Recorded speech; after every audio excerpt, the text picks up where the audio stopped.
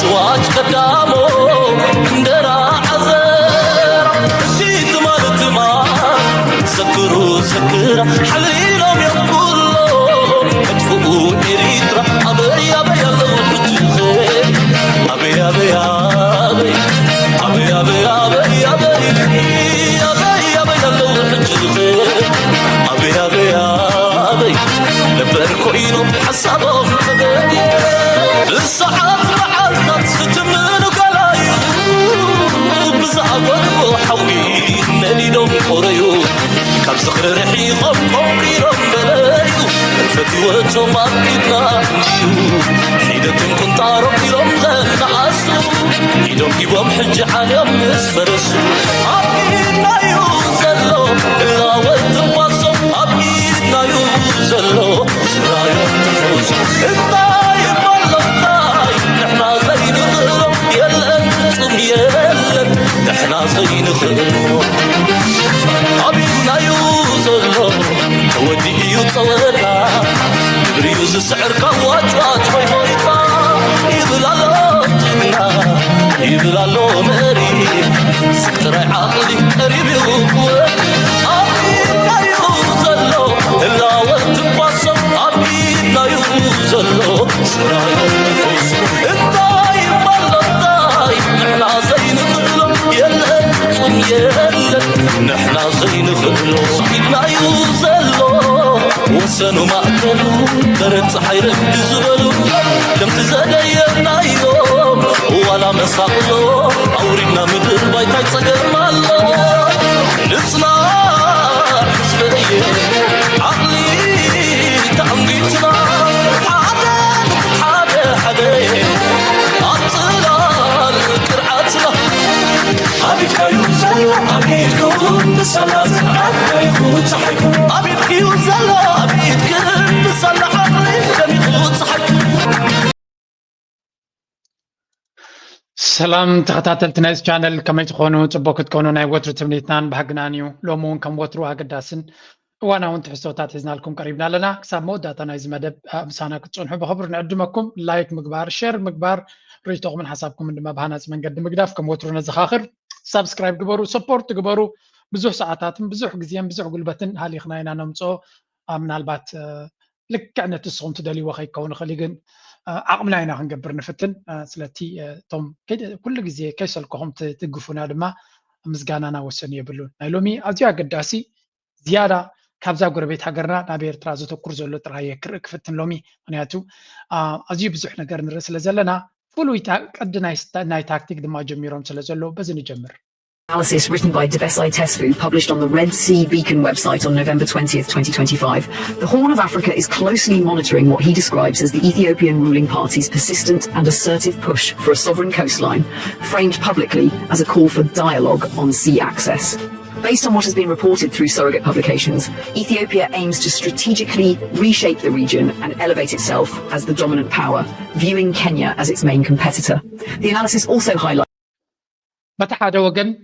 ኢትዮጵያ ኣብቲ ከባቢቲ ዝሓየለት ሃገር ኮይና ንኽትወፅእ ዝግበር ዘሎ እንደራ ንርኢ ኣለና ብኻልእ ድማ ኣብዚ ቀረባ እዋን ኣምፂኦማ ዘለው እዚኣ ስምዕዋ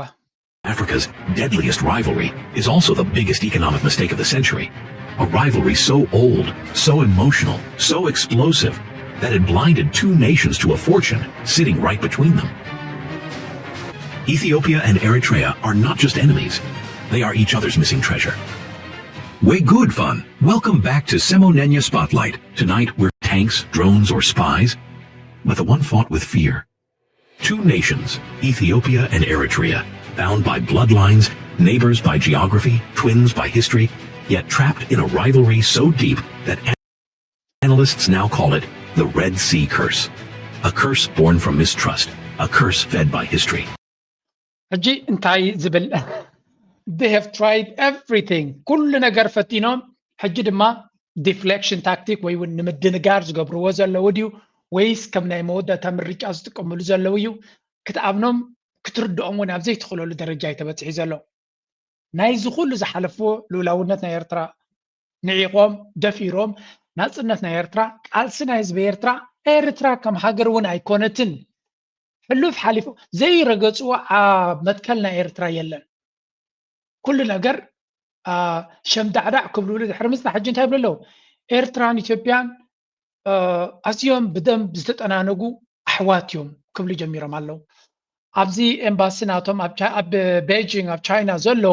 ሓክዲ ኮይኑ ዘሎ እቲ ኣካውንት ግን ንሱ ጥራይ ኣይኮነን ኣብ ኩሎም ዝወፁ ዘሎ እዩ ሌይተስት ናቶ ኤፒሶድ እንታይ ትብል ወፂኣ ኣላ ኣይኮነን ንሕና ኤርትራውያን እንኮላ ኢትዮጵያውያን እዮም ገጢሞሞ ዘለው ስእሊ ናይ ኤርትራን ኢትዮጵያን ኣምፅኡ እቲ ናይ 2018 ኢትዮጵያን ኤርትራንሲ ክልተ ሃገራት ጥራይ ኣይኮነን ቃል ብቃል ወይ ካብ ቪርቹዋሊ are one people ስለዚ ሓደ ህዝቢ እዩ ብዘይ ዝኾነ ይኹን ትንተና ኣዝዩ ሓደ ዝኾነ ህዝቢ profoundly connected culturally and historically ጅርማ በቃ እቲ ምውሃድ ናይዞም ክልቶም ህዝቢ ድማ ወይ ካብ ብምንታይ ዝተኣሳሰረ ይብሉ ኣለዉ ብባህልን ብታሪኽን be careful ታሪኽን ባህልን ዝብል ልዑል ጥንቃቐ ዘድልዮ ባህሊ maybe ምክንያቱ ኣብ ክልቲኡ ዝደጋገም ህዝቢ ስለ ዘሎ ታሪኽ ታሪኽና ነንበይኒ እዩ ንስኻ ይተገዛእካ እንትብል እሕና ድማ ሰብን ህዝግን ዝፈልጦ ሰፊሕ ታሪኽ ኣለና እንተ ዋሓደ ናይ ሓደ 200 ዓመት ስለዚ ታሪኽና ሓደ ኢልካ ንመን እዩ ከሽክዕ ዝፍትን ዘሎ ኦኬይ let's say even as ከምቲ ባይብል ኣሎ even as each maintains its own government population and borders ወላ እኳ ነፍሲ ወከፍ ሃገር ነናታ መንግስቲ ህዝቢ ከምኡ ድማ ዶባት እንተለዋ ዋው መን ዳ ነገሮም ወደይ anyway Horn of Africa Unity Regional Brotherhood ዝብል ሃሽታግ ድማ ተጠቂሞም ኣለዉ እዚ ኣምሓራ ናይ ኣምሓራ ኣክቲቪስት ስታይብል ኣለዉ ኤርትራውያን ተጠንቀቑ ሓድሽ ፖተምኪን ፓርቲ ማለት እዚ ሓድሽ ኤርትራ ጠሚቓትሎም ዘላሽም ሓድሽ ታክቲክ ጀሚሮም ኣለዉ ተጠንቀቑ ኢትዮጵያ ኣይኮነን ንዓኹም ከተፍክር ንደቃ ኢትዮጵያውን ከተፍክር ኣይከኣለትን ኣላ ቀደም መሬት ሰላም ከሎ እውን ኣይኽበረትኩምን ሎሚ ኣብዚ ዕሽናት ናቶም ኣይትውደቑ ብምባል ኢቨን ኢትዮጵያውያን ኣምሓራ ከማኽሩና ጀሚሮም ኣሎ ማለት እዩ ንኤርትራውያን ምኽሪ ስለ ዘድልየና ኣይኮነን እዚ ግን ክልተ ሰለስተ ዓይነት ታክቲክ እዩ ዝጥቀም ዘሎ ብብዙሕ መንገዲ ድማ ምስትውዓል ዘድልዮ እዩ መንግስቲ ኤርትራ ፅቡቅ ዝኾነ ተረዲእዎ ኣገዳሲ መልሲ ይቦም ኣሎ ፅንሄልና ክንሪኦ ኢና ዝያዳ ግን እዚ ዘረባ እዚ ንመን እዩ ከጥቅዕ ዝኽእል ኣብ ዲያስፖራ ንዘሎ ሰብ ስለምንታይ ሰላምን ፍቕርን ስለንደሊ ህዝቢ ኤርትራ ሰላም ስለ ዝደሊ መሰረቱ ናይ ሰላም ፃውዒት ጀንዊን ብቁኑዕ ዕላማ ንሰላም ዝፅውዕ ዘሎ መልእኽቲ ክመስል ስለ ዝኽእል ሰላም ኣገይን ደጊምና ደጋጊምና ንደልዮ ነገር እዩ ኩልና ንደልዮ ነገር እዩ ግን እቲ ዝገብርዎ ዘለዉ ናይ ብሓቂ ናይ ሰላም መንገዲ ኣይኮነንካ ምፍላጥ ኣገዳሲ እዩ ስለዚ እንታይ ይገብሩ ኣሎ ብካልእ መንገዲ ድማ ግምጥን ኣቢልና ንርኣዮ ምክንያቱ ዓበይቲ ፖለቲከኛታት ናይቲ ሃገር ኣብቲ በዚ ሓደ ንሰላም ዝደልዩ ክመስሉ ከሎ ብካልእ ድማ ረኣዩ ሰሜን ኢትዮጵያ ሰሜን ሶማሊያም ነፃነታቸውን አወጁ አይደለም የሰሜን ኢትዮጵያ ወዳው ነው የጸደቀው የሰሜን ሶማሊያ እስከ ዛሬ አልጸደቀም ለምን በዚህ ሞሮለስ ሁለቱንም አንድ አይነት ኃይል ነው የሚደግፋቸው የአሜሪካ ኃይልም ከጀርባ የነበረው ተመሳሳይ ነው ዋይ ያኔ የተባበሩት መንግስታት ዋና ጸሐፊ ማን ነበር ቡጥሮስ ጋሊ ነው ስለዚ እዚ ከም ትሪእዎ ዘለኹም ኣብ ዝሓለፈ ገለ ካብቶም ዓበይቲ ፖለቲከኛታት ናይ ኣቢ ዝነበረ እዩ ካብ ሚኒስትሪ ኢሪጌሽን ዲገለ መለ ነይሩ ሕጂ ወሪዱ ኣብቲ ናይ ኦሮሞ ፖለቲካል ኤሊት ዘሎ እዩ ነዚ ኣብቲ ገባሕሪ ዝበሃል ዘሎ ድማ ቁሩብ ትለይ ገለ ካብቶም ብእንግሊሽ ክፅሕፉ ዝኽእሉ እዩ ኮይኑ ዝስማዓኒ ስለዚ ነቲ ታክቲክ ነቲ ኣጀንዳ ናይ ባሕሪ ከፀባበቕ ዝፍትን እዩ ሓንሳብ ሕውነት ኣለና ክብል ምስ ህዝቢ ኤርትራ ብሕውነትን ፍቕርን ብሽርክነትን ዝብል ብካልእ ድማ ኤርትራ ናፅነታ ዝረኸበት ብተንኮል ሕጂ እንታይ ዝብል ዘሎ ከምዚ ሓደ ዓብዪ ምስጢር ዲባንክ ዝገበረ ፍሉይ ዝኾነ መስርሕ ግድል ዝፈትሐ ኮይኑ እዩ ዝቐርብ ዘሎ ኢሞሽናል ገለገለ ገይሮሞ እንታይ ዝብል ዘሎ ኣብ 1990 ዝነበረ ኩነታት ተሪእና ሶማሊላንድ ኣብ ሶማሊላንድ ሓደ ኣብ ኤርትራ ኣብ ሰሜን ኤርትራን ሰሜን ሶማልያን እዩ ዝብል ዘሎ ንክመሳሰል ኢሉ ክልቲኦም ክልተ ነገራት ሓራ ዝኾነ ወይ እውን ዓዶም ተቆፃፂሮም እቲ ሓደ ሃገር ኮይኑ ንዓና ማለት እዩ ኤርትራ ሃገር ኮይኑ እቲ ሓደ ግን ክሳብ ሕጂ ሃገር ክኸውን ኣይከኣለን ወይ ብዓለም ተቐባልነት ክረክብ ኣይከኣለን ስለምንታይ እዩ ምክንያት ድማ ናይ ሽዑ ዝነበረ ናይ ዩናይትድ ኔሽንስ ሓላፊ ናይ ግብፃዊ ስለ ዝነበረ ኤርትራ ሃገር ክትከውን ክኢላ ይብላ ኣሎ ነዚ ባሃም ደኽንብሎ ደንቆሮ ደኽንብሎ ወላ እምኒ ደኽንብሎ ዘይፈልጥ መጀመርያ ሶማሊላንድን ኤርትራን ናይ ሰማይ ምድርን ፍልልይ ዘሎ بغلل زبله وتحدراو قلصم كنري ህዝባዊ ግንባር ነቲ ንስኻ ኮፍ ኢልካሉ ዘለኻ ገዛ ነቲ ንስኻ ፖለቲካል ኤሊትናትካ ኣፍሪስዩ ናፅነት ኣምፅኡ there's a big difference ኣብዚ ሶማሊላንድ ነታ ሶማሊላንድ ደፊኡ ናፃ ኣውፅኢዋ ክኸውን ይኽእል እዩ ኤርትራ ንዓ ቀደሚ ንዓዓ ገይሩ ጥራይ ጠጠው ኣይበለን ቢካስ ሂ ኒው እቲ ገይ እንታይ ምዃኑ ተረዲዎም ነይሩ ኣብ ኤርትራ ጥራይ ዝውዳእ ነገር ከም ዘይኮነ ስለዚ ኣብ ኤርትራ ጥራይ ዘይኮነስ ኣብ ኣዲስ ኣበባ ኣትዩ ነቲ ስርዓት ኮምፕሊትሊ ቀይርዎ ነይሩ ንስኻ ትውትት ዘለኻ ምክንያቱ ኩሉ ግዜ ቆሪፆም እዮም ዝዛረቡ እምበር ንስኻ እቲ ኮፍ ተባሂሉ ዝነበረ ኩርሲ በንቁይሩ ስለ ዝመፀ ኤርትራ ከምዚ ሎም ትኾኑ ምዃንኩም እንተድፈልጡ ነይሮም ከም ናተይ መረዳእታ ኣብ ኢዶም እዩ ነይሩ ሓንሳብ እናሓባሩ እቲ ሃገር ከም ዘይትኾን ክገብሯ ኣብ ኢዶም እዩ ነይሩ ኣሚን ሽዑ ዝነበርኩም ፅቡቅ ጌርኩም ትፈልጥዎ ሰባት ኣለዎም ምናልባት ከይትፅሕፉ ትኽእሉ እዮም ኤርትራ ህዝባዊ ግንባር ኣብ 1991 ናብ ኣዲስ ኣበባ ክኣቱ ከሎ ኢትዮጵያ ሃገር ከም ዘይትኸውን ክገብር ይኽእል ዶ ነይሩ ወይ እውን ሓንቲ ሕብርቲ ሃገር ክትከውን ከም ዘይትኽእል ክፅዕር ይኽእል ዶ ነይሩ እንተዝደለኻ መን ጠጠው መበለ ነይሩ ኩሎም እቶም ንኤርትራ ናፅነት ከይትረክብ ዝሕግዙ ዝነበሩ ስለተሰዓረ ዘይኮነ ኣብ ኣዲስ ኣበባ 4 ኪሎ ዝኣተወ ሰራዊት ናይ ኤርትራ ስለዚ እዚ ዝዛረበ ዘሎ ግብፂ ዶ ጅን ዕፍሪት ዶ ትብለ ዘለኻ መንግስትኻ ክትዕቅብ ዘይከኣልካ ነፍስኻ ከተጥዕን ዘይከኣልካ كمي جيرك خبز عبا ناصنت نا إيرترا كتزارب بحر إيرترا ناصنتهم كحطو خلو كم نفس زخاله ما بقسناي علم لخاوي حقي كم زسنيم يفلطن يرم مغنياتو ولا ونت فدريشن استقبر استخالص كدهن نجزيو نقدفو ولا ونت فدريشن بزي دليتنا حزب إيرترا استقبره نت فدريشن استقبره عند عرت عسكايو تودي له إيرترا نمثلا نخدك حزب إيرترا نمثلو خدك على مثلا له تقالي سدما ايش افانتو كوسد مثلا له right to self determination بحال مالتي زغا United Nations ኣብ 1945 ክቆም ከሎ ሓደ ካብቶም መትከላት እዩ ስለዚ ኣብ መግዛእትና ኤውሮጳ ይኹን ካልእ ዝነበሩ ህዝብታት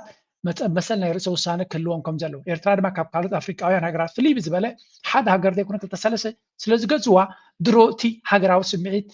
ኣብኡ ቆይሙ ነይሩ እዩ ዋላ እኳ ኦፊሻል ህዝቢ ብሓደ ኮሚኒኬት ክገብር ሃገራዊ መዝሙር ክዝምር ተዘይከኣለ እቲ ቃንዛ እቲ ዝነበሮ ኣደራ እቲ ዝነበሮ ፈተና ግን ብሓደ እዩ ነይሩ ጥልያን ክመፅእ ከለውን እኮ ከምኡ እዩ ኣብ ኩሉ ክፋል ህዝቢ ኤርትራ ዝነበረ እኮ ካብ ኢትዮጵያ ንጥልያን ይመሪፁ ኣብ መፅሓፍ ናይ ኣቶ ኣለምሰገድ ተስፋይ ንስኹ ገልፆ ከሎ ከም ሰማዕኩ ኣነ እታ መፅሓፍ ክሳዕ ሕጂ ኣይንበብኳን ኣለኹ ግን ካብቲ ናቱ ሌክቸርስ ብዙሕ ግዜ ስለሰማዕኩ ኦድዮ ስለዝሰማዓነ ብተደጋጋሚ ክገልፅ ከሎ ኣብ ከባቢ ዶብ ናይ ትግራይ ዘሎ ህዝቢ ኤርትራ መግዛእቲ ናይ ጥልያን ዝመረፀሉ ምክንያት ስለምንታይ እዩ نفسه زخال عب مصنعة زرلية يزبل ملسية بالله يمكن مصنعة زرلية يبل واي عب كباب تجراي زلو حزب إيرترا أبتدوب زلو مجزاتنا يتلين كابتن نايشوا نايتوبيان مجزاتي ويون حيلتات نايتلين حيل كمرز كيلو ما تحت زلو كمو مغنياتو بزي بزح واقع خفل زلت أنا كابزياتهم كاب دبوب دمت أنا فتنا زخفنا قريب لنا زبل أمناتيو ስለዚህ እዚ ሕጂ ዝዛረቦ ዘሎ ምሳኻ ዘተሓሓዝ የብሉን ህዝቢ ኤርትራና ድማ ዝያዳ ንዛረብ ዘለና ልዑል ጥንቃቐ ዘድልዮ ስለ ዝኾነ ንታሪክና ብኩሉ ገፃት ይፍትንዎ ኣለዉ ብኩሉ ገፃት ንዑ ዝትንክፍ ዘረባ ይዛረብ ኣለዉ እና ከዛ የኤርትራ ጉዳይ አልቆ ከወጣች በኋላ 2011 ዓ.ም ግድቡ ሲጀመር ግብጾች ምን ውስጥ ነበሩ? ናይ ታሪክ ፍብራኻ ከሪአኩም ስለ ዝደለኹ ብኩሉ መንገዲ እዮም ኣብቲ ናይ ታሪክ ወላቲ ናይ ቃልሲ ታሪክና ካብዚ ስምዑ ኣብዚ ካስምዑ ደርግ ፖለቲካ ኃላፊ የነበሩ እነሱ የነበሩበት ሄሊኮፕተር ሀረር ላይ ተቃጠለች፣ ተከሰከሰች። ለአንድ ሳምንት የባህር ኃይል ቀን ተራዘመ እንጂ እነሱ ቀድሞ የነበራቸው እቅድ በውስጥም በውጭ ያሉትም እነሱም ቢሆኑ የነበረው እቅድ በዓሉ ሲከበር የመጣውን ሰው በሙሉ ዛው ለማስቀረት ነበር። ለማደምሰስ ለማያዝ ነበር እቅዱ የነበረው። ግን ያቺ ሄሊኮፕተር እዛ ተከስከሳ በዛ ምክንያት የባህር ኃይል ቀን ለአንድ ሳምንት ተራዘመ። ቀድሞ የመጡት እነ ኮሞዶር ጌታቸው የሚባሉ ድሮ የባህር ኃይል አዛዥ የነበሩ የሚገርሙ እነ ኮሞዶር በለገ ብዙ ልጆች እንታይ እስኪ ንዝተሳዕርሉ ዓውደ ኩናት ናይ ኤርትራ እዮም ከም ከፀባብቑ ታሪክ ከም ብሓድሽ ክሰርሑ ዛዕባ ታሪክ ናይ ኢትዮጵያ ብዛዕባ ኩሉ ትናቶም ታሪክ ክትሰምዑ ከለኹም በዛ መልክዕ እዚኣ ጌርኩም ግለፅዎ። ኣብ ኤርትራ ዝገበርዎ ቃልሲ ወራር ኣብ ኤርትራ ክገብሩ ሰራዊቶም መፅኡ ብዘሕፍር መንገዲ ዝተሳዕርዎ እስኪ ጅግንነት ከም ዝነበረ ክገልፅ ዝፍትን ዘሎ ኤርትራ በቲ ናይ ሽዑ ቁፅሪ 2 ሚልዮን ዘይከውን ህዝቢ ዝብልዎ ፈርዲኹም ኣለኹም ንሳቶም ግን ሚልዮናት ንቁፅር ሕብረት ሶቪየት ብዓብዪ ዝዕጥቆም ዝነበረ ኩሉ ዓለም ድማ ብጎኖም ዝነበረ ባዝ ሓይሊ ባሕሪ ዘለዎ ሓይሊ ባሕሪ ዘለዎ ሓይሊ መሬት ዘለዎ ሓይሊ ኣየር ዘለዎ ሓያል ዝኾነ ሓይሊ ኣየር ዝነበሮ መንግስቲ እናሃለዎም ካብ ሰዓት ዝተበገሰ በንቁሩ ንዘውፅኦም ኮይም ኣብዚ ሕነቕነቕ እናበለ ዝዛረብ ዘሎ ሓድሽ ታሪክ ድማ ክፈጥር ዝፍትን ዘሎ እንታይ ዝብል ዘሎ ብድሕሪ መጋረጃ ብዝተገበረ መንገዲ እቲ ሰራዊት ናይ ኢትዮጵያ ድማ ኣክንዲ ዝማረኽ ኢሉ ነፍሰ ቀትለት ይፍፅም ከም ዝነበረ እዩ ዝብል በማየት ኣሽሓት ዝቁፀር ሰራዊት ናይ ኢትዮጵያ ኤርትራ ማሪኻ ነይራ እያ ስለዚ the suicide of commanders he describes ኣብዚ ሳመራይዝ ገይሮም ሂቦም ንለው ግዜ ከይንቀትል ኢልና mentioning commander ጌታቸው had access to boats and the opportunity እንታይ ዝብል ዘሎ እቲ ኩናት ክግበር ከሎ ብውሽጣዊ ፀገማት ኣብ ውሽጥና ኮይኖም ነቲ ኩናት ከም ዝፈሽል ዝገብሩ ዝነበሩ ሓይልታት ስለ ዝነበሩ እምበር ንሕና ስለዚ ሓመቕና ኣይኮናን ክንሰዓር ክኢልና እዩ ዝብል ዘሎ እዚ ናይ ፈንቅል ዝነበረ ኩነታት እዩ ከምኡ እዮም ዝብሉ ከሎ ኣብ ዓለም ፍልይ ብዝበለ ውርደት ዝተሰዓሩ ሰራዊት ንዓሰርተታት ዓመት ዝሃነፅዎ ዕርዲ ባፅዕሲ ኣብ ባፅዕ ዝሳቶም እዮም ሓይሊ ባሕሪ ኩሉ ነገር ሒዞም ኣብ ሰጣሕ ጎልጎል ህዝባዊ ግንባር መፅዩ ክሳብ ክንዱ ከዋርዶም ዝኽኣለ ነዚ ዝተሳዒርና ኢልካ በስማሚ ኢልካ ይትኸይድ ምዃን ኣብዛ ስቱድዮ ክኣቱ ተኮይኖም ክሕስቡ ክኽእሉሎም እታ መደበር ናይ ቴሌቭዥን ጥራይ ዘይኮነስ 4 ኪሎ ንባዕላ ናይ ሓሶትን ሽፈጥን ቦታ ስለ ዝኾነት ከምኡ ድማ እንታይ ይብላ ኣሎ ኪያስን ፍሬንድሊ ፋየር ኣብቲ ኩናት ክግበር ከሎ ድማ መብዛሕትኦም ብድሕሪኦም ዝተቐተሉ ይርኢ ነይረ እዚ እንታይ ካብ ውሽጢ ዝካየድ ዝነበረ ኩናት ከም ዝነበረ ይሓትሕዶም ወይ እውን ኣብ ውሽጥና ኣትዩ ከም ዝነበረ ፀላኢ ዝዓይነቱ ማለት እዩ ኢንሳይድ ጆብ ኣጥፊና ወይ እውን ኣብ ውሽጥና ብዝነበረ ሓይሊ እምበር ብፀላኢ ኮና ተሳዒርና ንኽብል ኢሉ ዝገብሮ ዘሎ እዩ ኣብዚ ኸ the most proactive part of this segment is the story of a soldier named Gelayechok when the base was being overrun Gelay refused to retreat he boarded a ground vessel land and እንታይ ዝብል ዘሎ ጅግንነት ናይቶም ዝተሰዓሩ ሰራዊት ከፀባብቑ ዝፍትኑ ዘለዉ ኢና ንርኢ ዘለና ብሓፈሻ ብዙሕ ከምዚ ዓይነት ኤፒሶድስ እዮም ዝገብሩ ዘለዉ ንምንታይ ከንገብሮ ኣለና ሕና ንምንታይ ነምፅኦ ኣለና ኩሉ ሰብ ክርዮ ይክልኒ እንታይ ንምግባር እዩ ታሪክ ንምዝንባዕ ንምንታይ ርሕቀት ይኸድኹም ዘለዉ ነቲ ህዝቢ ኤርትራ ዓመት ዘብዕሎ ስርሒት ፈንቅል ንደርጊ ካብ ሱር መሰረቱ ዝፈንቀሎ መስርሕ ማለት እዩ ነቲ ናፅነት ድማ ከፋት በሪ ዝበልዎ ድሕሪ ፈንቅል ደርጊ ምውዳቑ ዝተረጋገፀ ነገር ስለ ዝነበረ ናይ ግዜ ሕቶ ጥራይ ነይሩ ስለዚ ህዝባዊ ግንባርሲ ኣብ ባፅዕ መፅኡ ደርጊ ክስዕሮ እንድሕር ክኢሉ ሓደ ወታደራዊ ሳይንስ ዘይፈልጥ ወይ እውን ነቲ ውትድርና ፅቡቅ ጌር ዘይርድኦ ካብ ናቕፋ ዝተበገሰ ሰውራ ኣብ ባፅዕ መፅኡ በይዝ ናትካ ሓይሊ ባሕርኻን ገለመለኻን ብጃላቡ ንኣሽቱ መፅኡ እንድሕር ክስዕረካ ክኢሉ ኣብ ካልእ ክስዕሮ ይትኽእልና ባይ ዘ ወይ ናተይ መረዳእታ ማለት እዩ እንታይ ዝብላነ ህዝባዊ ግንባር ኣብ ባፅዕ ክስዕሮ ምኽኣሉ ኣዲስ ኣበባ ምብፃሕ ከቢድ ኣይነበረን ዝብል እምነት ኣለና ምክንያቱ ባፅዕ እቲ ኣብ ደገ ባሕሪ ክሳብ ክንደይ ከም ተገድሶ መንግስቱ ኣብ ብዙሕ ኩነታት ይዛረብ ስለዚ ኣዝዩ ሓያል ዝኾነ ድርዒ ነይርዎ ኣብ ውሽጡ መፅኦም ኣብ ጎላጎል ክስዕርዎ እንድሕር ክኢሎም ኣዲስ ኣበባ ምኻት ከቢድ ኣይነበረን ብመንፅር ናይቲ ኣብ ኤርትራ ዝተገበረ ኩናትን ፍሽለትን ናይ ደርጊ ማለት ሕጂ እዚ ኩሉ ንሪኦ ዘለና እቲ ኤርትራ ብኸመይ ትምልሶላ እንታይ ከትብላላ ንስማ ጉይ መዓል ክሳድ መሓዝ ፖለቲካውያንን ወታደራውያንን ሰበስልጣን ሰልፊ ብልፅግናን ናይ መናፍሕ ኣውታሮምን ኣብዚ እዋን እዚ ብሰንኪ በዓሎም ዝፈጠርዎ ንሰላማዊ ሕውነታዊ ምንብባርን ሽክነታዊ ምትሕጋዝን ዝዘርግን ንሃገራዊ ሕግን ስርዓትን ዝግህስን ጉጉይ ትረኻ ዝሕዝዎን ጭብጥዎን ጠፊእዎም ኣብ ሃለውሳ ኣትዮም ከም ዘለዉ ዘርኢ ሓያሉ ምልክታት ንዕዘብ ኣሎና ኣብ ዝተፈጥረ ኣጋጣሚታት ኮነ ባዕሎም ኣጋጣሚታት ብምፍጣር ብዛዕባ ሃገርነት ኤርትራ ቃልሲ ህዝቢ ኤርትራን ናፅነት ጎቦጣ ኢትዮጵያ ብልዕሊ ኤርትራ ዋነት ቀይሕ ባሕርን ወደብ ዓሰብን ረፈረንደም ኤርትራ ኣዋጅ ስምምዕ ሰላምን ምሕዝነትን ኤርትራን ኢትዮጵያን 2018 ካልእን ካብ ፅውፅዋይ ዘይሓልፍ ንሓድሕዱ ዝዋቃዕ ብባዶ ፈኸራ ዝተሰነየ መታደሊ ዘረባታት ክስምዑ ቀኒዮም ኣለዉ እቲ ስርዓት ኣብ ዝሓለፈ ሳልስቲ ናብ ኩለን ኤምባሲታቱን ቆንስላቱን ዝለኣኹን ብጅምላ ኣብ ማሕበራዊ መራኸቢታት ዘጋውሑን ዓማሚ መልእኽቲ ናይዚ ኣብነት እዩ እቲ መልእኽቲ እቲ ዘሕዝን ዝምድና ኤርትራን ኢትዮጵያን ብግጭት ዝተዓብለለ ኮይኑ ፀኒሑ ኣብ 2018 ኢትዮጵያ ነቲ ፀንሐ ጃላነት ምስ ኤርትራ ብምስባር ናብ ዞባዊ ውህደት ክትምለስን ኣብ ልዕሊኣ ዝተበየነ እገዳታት ክለዓልን ደፊኣ اتناي مقرراب اوان حصير እኳ እንተነበረ ኢትዮጵያንን ኤርትራውያንን በሰላም በሓባር ክነብሩ ንዘለዎም ሓያል ድሌት ግና ብንጹር ኣርእዩ ይብል እዚ በቀንዱ ነቲ ዲፕሎማሲያዊ ዓለም ንምድንጋር ተባሂሉ ዝተኣልመ ብምዃኑ ኣንጻርቲ ንውሽጦም ዝቐንዐ ንኹናት ዝጉስጉስ ዘመተታት ብልዝብ ዝበለ ቋንቋ ዝተነድቀ እዩ ናብ ህዝቢ ኢትዮጵያ ዝቐንዐ ንኣስታት 2 ዓመታት ብዘይ ምቁራፅን ብፅዓቅን ክመሓላለፍ ዝፀንሐ መልእኽቲ ግን ኢትዮጵያ ባሕሪ ዝሰኣነትሉ ኩነት ቅቡል ስለ ዘይኮነ ኩሉ ዓቕምታትና ናብዚ ወፍሪ ይቕናዕ ዝብል እዩ እዚ ተዋቅዒ ዘመታታት ብዘይካ ዓብዳን ካልእ ክበኣል ስለ ዘይከኣል ዘረባ ደይለቱ ኣይወፍራይ እቱ ኢልካ ክሕለፍ ምተኻእለ እንተኾነ ካብ ጉይ መዓል ክሳድ መሓዝ ከም ዝበሃል ነቲ ሓቅታት ከም ዘለዎ ብምዝኽኻር ነቲ ድሙቕ መሊስካ ምድማቕ ስለ ዝኾነ ኣይፅላእን እዞም ቅንጣብ ሕንከት ዘይብሎም ማሊታውያን ነቲ ብትሽዓተ ሓምለ 2018 ናብ ኣስመራ ዝተኸተመ ስምምዕ ሰላምን ምሕዝነትን ኤርትራን ኢትዮጵያን ንኸንቲት ሚዛኖም መሊሱ ዘፍኩስ ቁንቁኛ ከውፅኡሉን ዘይትርጉሙ ክህብዎን ይስምዑ ኣለዉ ስለዚ ነቲ ቀንዲ ሕመለቱ ደጊ ብሓፈሻ ኤርትራ ከም ትሪእዎ ዘለኹም ነጥቢ ብነጥቢ ዲባንክ ክትገብሮ ኢና ንርኢ ዘለና ነጥቢ ብነጥቢ ከተፍሽሎም ኢና ንርኢ ዘለና እዚ ድማ ኣስተውዒሎም ስለ ዝዛረቡ ዘለዉ ኤርትራ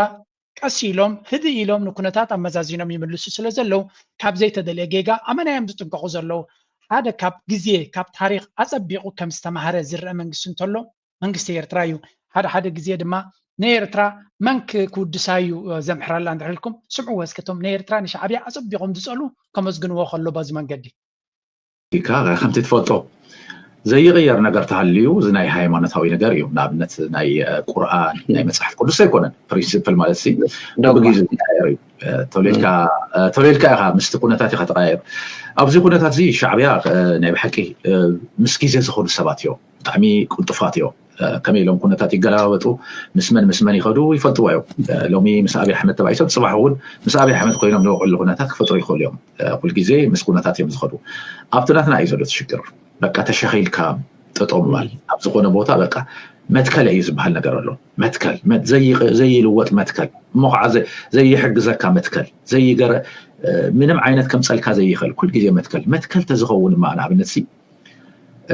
በዓል ቻይና ኮይንኮ ዝቀራረባ ነይረን ምስቲ ናይ ውድብ ሕወሓት ንኣብነት ርእዮተ ዓለም ተሪኸስ እንታይ ዝብል ዘሎ ሓቂ ንምዝራብ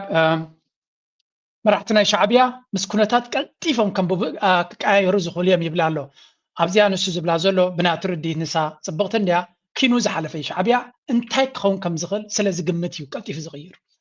ነገራት ምስ መፅ ኣይኮነን ሪኣክት ዝገብር ሻዕብያ ኦልሬዲ ፕሮኣክቲቭ ስትራቴጂ ዘለዎ ብፍላይ ኣብ ናይ ሴኪሪቲ ኣብ ናይ ምንቅስቃስ ናይ ወታደራዊ ካልእ ስልትታት ኣይ ዶንት ኖ ማለት ብካልእ ኣብ ቁጠባ ማይ ሪዘርቬሽንስ ኣለና ኣብ ቁጠባ ብዙሕ ዲቤት ክገብር ክእለ ማዕረቲ ፋስት ዝኾነ ናይ ፖለቲካን ወታደራዊ ኣካይዳናቶም ኣብቲ ቁጠባ still reservations ኣለና ክቕየር ዝግቦ ወይ እውን ብኣግሬሲቭሊ ክስርሑ ዝግባእ ኣሎ ዝብል እምነት ኣለና ብሓፈሻ ኣብ ፖለቲካ ኣብዚ ወታደራዊ ኣካይዳ ናይ ፀጥታዊ ኣካይዳ ግን ሻዕብያ ርእዩ ኮነን ዝቕይር ኣቐዲሙ እዩ ክልተ ሰለስተ ስቴፕስ ሓሊፉ ነገራት እንታይ ክኾኑ ከም ዝኽእሉ ስለ ዝግምት ዘድልዮ ስጉምቲ ዝገብር ዳትስ ዋይ ድማ ጌጋታት ናቱ ውሑድ ኣብዚ ምክንያቱ ስትራቴጂካዊ ኣጠማምታ ኣለዎ ንነገራት ኣርሒቑ እዩ ዝጥምት ካልኣይ ድማ ናይ ኣቋራጭ ረብሓ ስለ ዘይረኣዩ በቋራጭ ክረቢሕ ዝብል እምነት የብሎም ዳትስ ዋይ ኮን ሕና ንመንግስቲ ኤርትራ ዋላ ዝበፅሐ ኤርትራዊ ከማን ቅሬታታት ዘለዎ ነቲ ዞባ ብሰላም ፍቅርን ክነብር ብዙሕ ዋጋ ስለ ዝኸፍል ኣብ ሱዳን ንገብሮ ዘለና እንታይ ወርቂ ረኽቡና እዮም ኣብ ሶማልያ ዝተገበረ ሓገዝ እንታይ ደ ወርቂ ኣብ እንታይ ደ ገይሩልና ኢና ስለዚ እቲ መንግስቲ ኣብ ኤርትራ ዘሎ ነቲ ከባቢ ብሰላምን ርቃትን ካብ ናይ ካልኦት ሓይልታት ፍርህናቱ ድማ ኣብ ከባቢ እዚኣ ፅቡቅ ጌርና ክነስትምረላ ኣብ ከባቢና ዘሎ መንግስቲ ኤርትራ ክሳብ ሕጂ ክሪኦ ከለና ስግኣት ዝሪኦ ኣብቲ ከባቢና ዘሎ ፀገማት ኣይኮነን እንታይ ዳ ነቲ ከባቢና ስቕ ኢሉ እንተርእይዎ ኣብቲ ሃገራት ክመፁ ዝኽእሉ ዓበይቲ ሃገራት ክፈጥርዎ ዝኽእሉ ሽግሪ ስግኣት ዝረኣዩ ነው ናተይ ኣንደርስታንዲንግ እዩ ኤርትራ ስግኣት ዝረኣዮ ናይ ሱዳን ሰራዊት ወይ ናይ ኢትዮጵያ ወይ ናይ ገለ ኣይኮነን እዞም ቦታታት እዚኦም ሃገራት እዚኣቶም ኣብ ኢድ ካልኦት ዓበይቲ ሓይልታት ንዝለዓለ ኣንጻር ኤርትራ ክሰርሑ ዝኽእሉ ንኸይኣቱ ንኣብነት ኢማራት ዝበሃል ሕጂ ነቲ ኩነታት መዝሚዙ ኣብ ልዕሊ ኤርትራ ካልእ ፀገማት ንኸይፈጥር እዮም ኣቐዲሞም ነቲ ኩነታት ኣብ ነብሶም ከይመፀ ኣርሒቆም ከሎ ብርሑቕ ከሎ ደፍሽልዎ ዘለው ስለዚ እዚ ልዑል ምስትውዓል ዘድልየ እዩ ሓቂ እዩ ግን ፍርቂ ሓቂ ጥራይ ፀኒሑ እቲ ኩነታት ማለት እዩ ካብዚ ቀፂልና ኣብቲ ዝቕፅል ዘሎ ዓቢ ፖለቲካዊ ዲቤት ድማ ንመለስ ናይ ባሕሪ ማለት እዩ አገልግሎት የሚሰጥ ከሆነ ኢትዮጵያ በሂደት ፊቷን ወደ ታጁራ ልታዞር የምትችል በመሆኑ ትኩረታችንን ሳውዲ አረቢያ ላይ አናደርግ። One of the problems along development issues in the Horn of Africa, particularly when it involves Ethiopia, is the Egyptian involvement, particularly their policies towards Ethiopia is very daunting. So even now, when Ethiopia attempts to regain access along the Red Sea, they are trying just to interfere just by making alliance with some of the coastal countries along the Horn of Africa. So how could this be dealt with, in your opinion? And they're doing it. እንታይም ዝብሉ ሓደ ካብቲ ንዓና ዓብይ ፀገም ዝኾነና ወይ እውን ከቢድ ብድሆ ዝኾነና ነገር እንተሎ ጉዳይ ናይ ግብፂ እዮም ዝብሉ። ግብፂ ድማ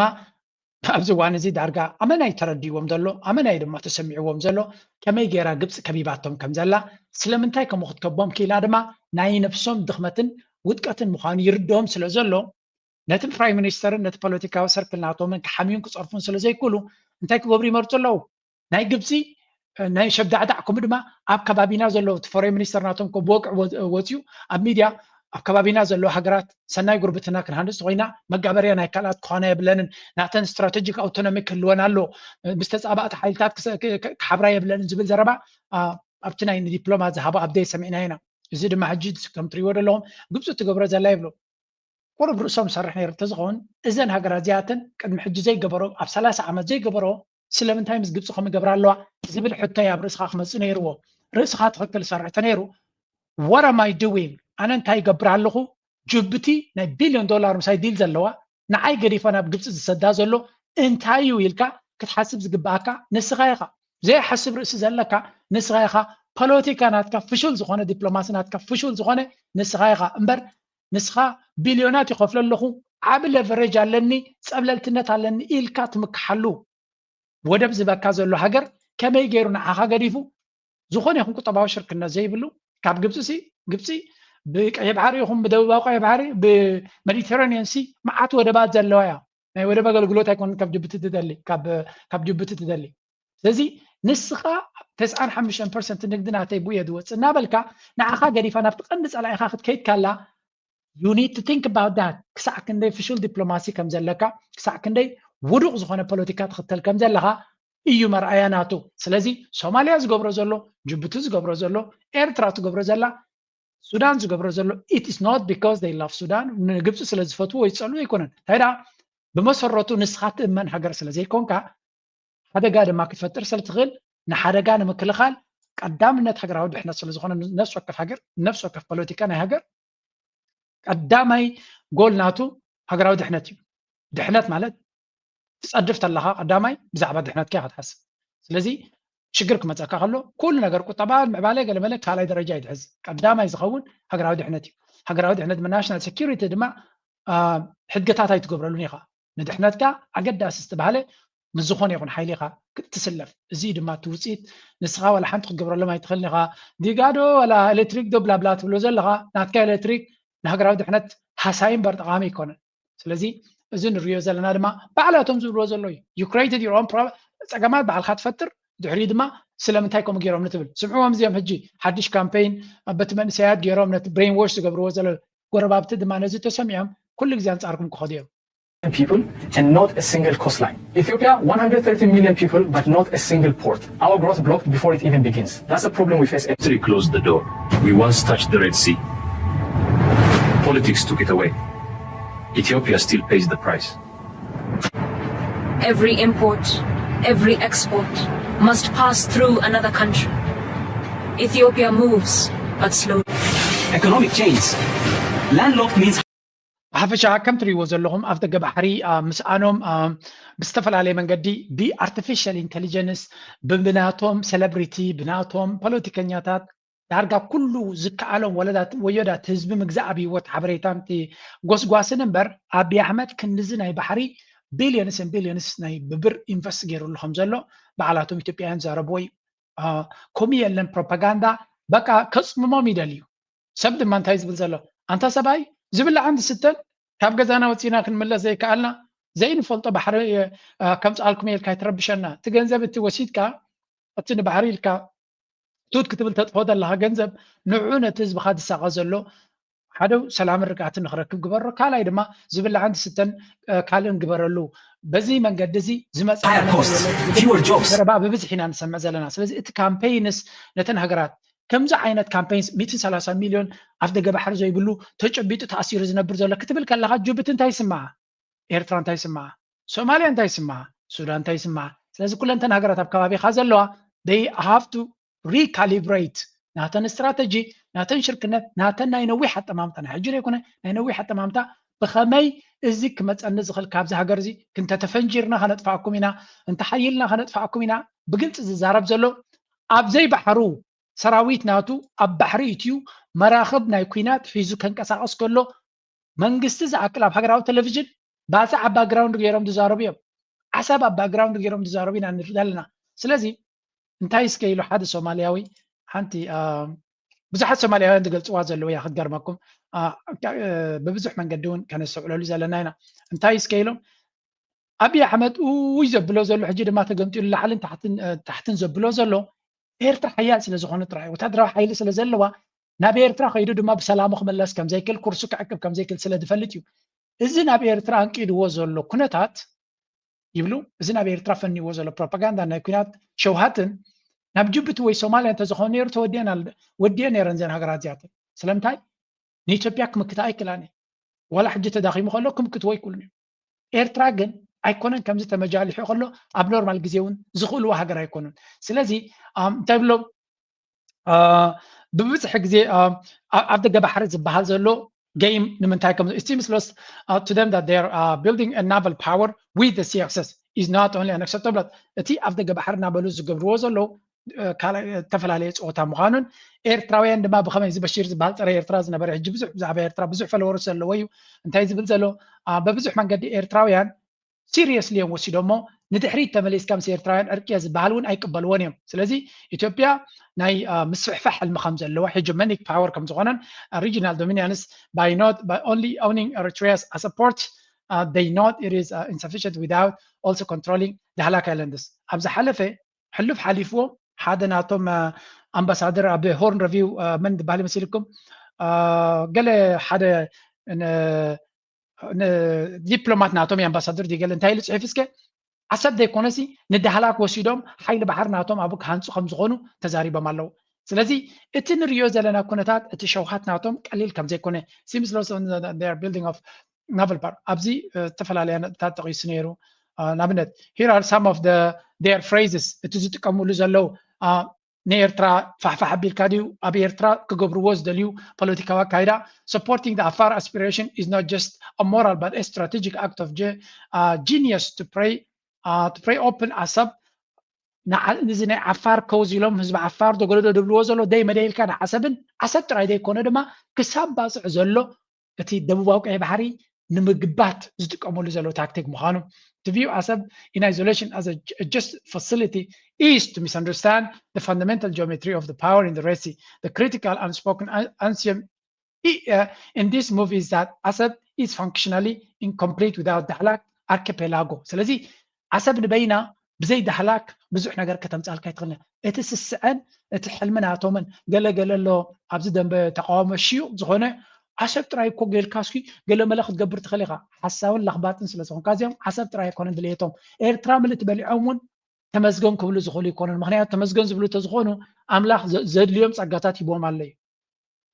ብሓሙሽተ መንገዲ ድማ ኣብ ደገ ባሕሪ ብሰላማዊ መንገዲ ክረኽቡ ምኻሉ ስለዚ እቲ ናይ ምስፍሕፋሕ ሕልምናቶም ብሓደ ቦታ ወይ እውን ብሓደ ነገር ጠጠው ክብል ዝኽእል ኣይኮነን መዚኣቶም ልኡላውነትካን ዓለም ለኻዊ ሕግን ጥሒስካ ኔጎሽት ክትገብር ተጀሚርካ ድማ you are in a deep trouble ማለት እዩ ስለዚ any vision of secure Ethiopian maritime future must by necessity encompass the dual reality the door to the sea is ASAB but the key to holding it open lies in the control and fortification of Dahlak ስለዚ ዓሰብን ዳህላክን ንኽልትየን ድሕሪ ሒዝካ ጥራይኻ እቲ ዝሓያለ ትገብር ማዓፆ ምናልባት ዓሰብ ክትኮነካ ትኽእል እያ መፍትሕ ግን ኣብ ዳህላክ እዩ ዘሎ ዝብል ዘረባ ኢና ንሰምዕ ዘለና ስለዚ እዞም ሰባት እዚኣቶም ዝብልዎ ዘለዉ ብተደጋጋሚ ክንሪኦ ከለና ልዑል ጥንቃቐ ዘድልዮ ኩነታት እዩ ግምጥል ኢሎም ድማ ሰላም ይብሉኻ ድማ curse that has cost both nations billions of dollars and 3 decades of lost opportunity. Because here's the painful irony. Ethiopia needs the Red Sea. Eritrea needs Ethiopia's economy. Together, they could build the Horn's richest economic corridor. But instead, both keep choosing suspicion over prosperity. And follow one by one. እነሱ እኮ የኛን ኢንተርናል ጉዳይ የኛን ወንዞች ከኛ የተሻለ እኮ ነው የሚያውቁት ብሮ because they studied this ህይወታቸውን በሙሉ እንታይ ዝብል ኣብ ዝመስልኩም ኣርጊመንት ናቱ ግብጽ ሲ ንኢትዮጵያ ንኩነታት ናትና ካብ ነፍስና ንላዕሊ እዮም ዝፈልጥዎ oh how true ኣብዚያ I completely agree with him ምክንያቱ ኩነታት ናቶም ዝርድኦም ሰባት ተዝኾኑ ነይሮም እዚ ንሪኦ ዘለና ኣሜን እትኻል ከም ድሌትካ ዲቤት ክገብሮ ትኽእል ኢኻ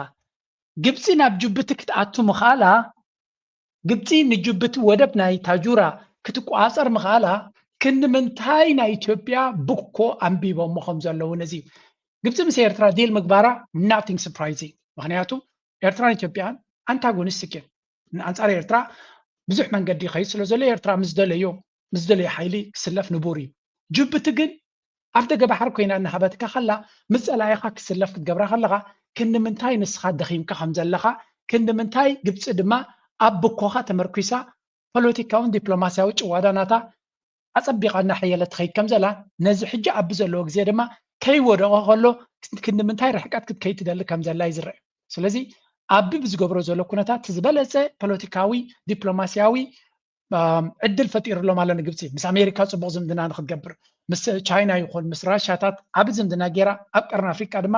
ምስ ኩሎም ምስ ናይ ኒል ተፋሰስ ዘለዎ ሃገራት ምስ ኩላቶም ርክብ እናገበሩ ንኣቢ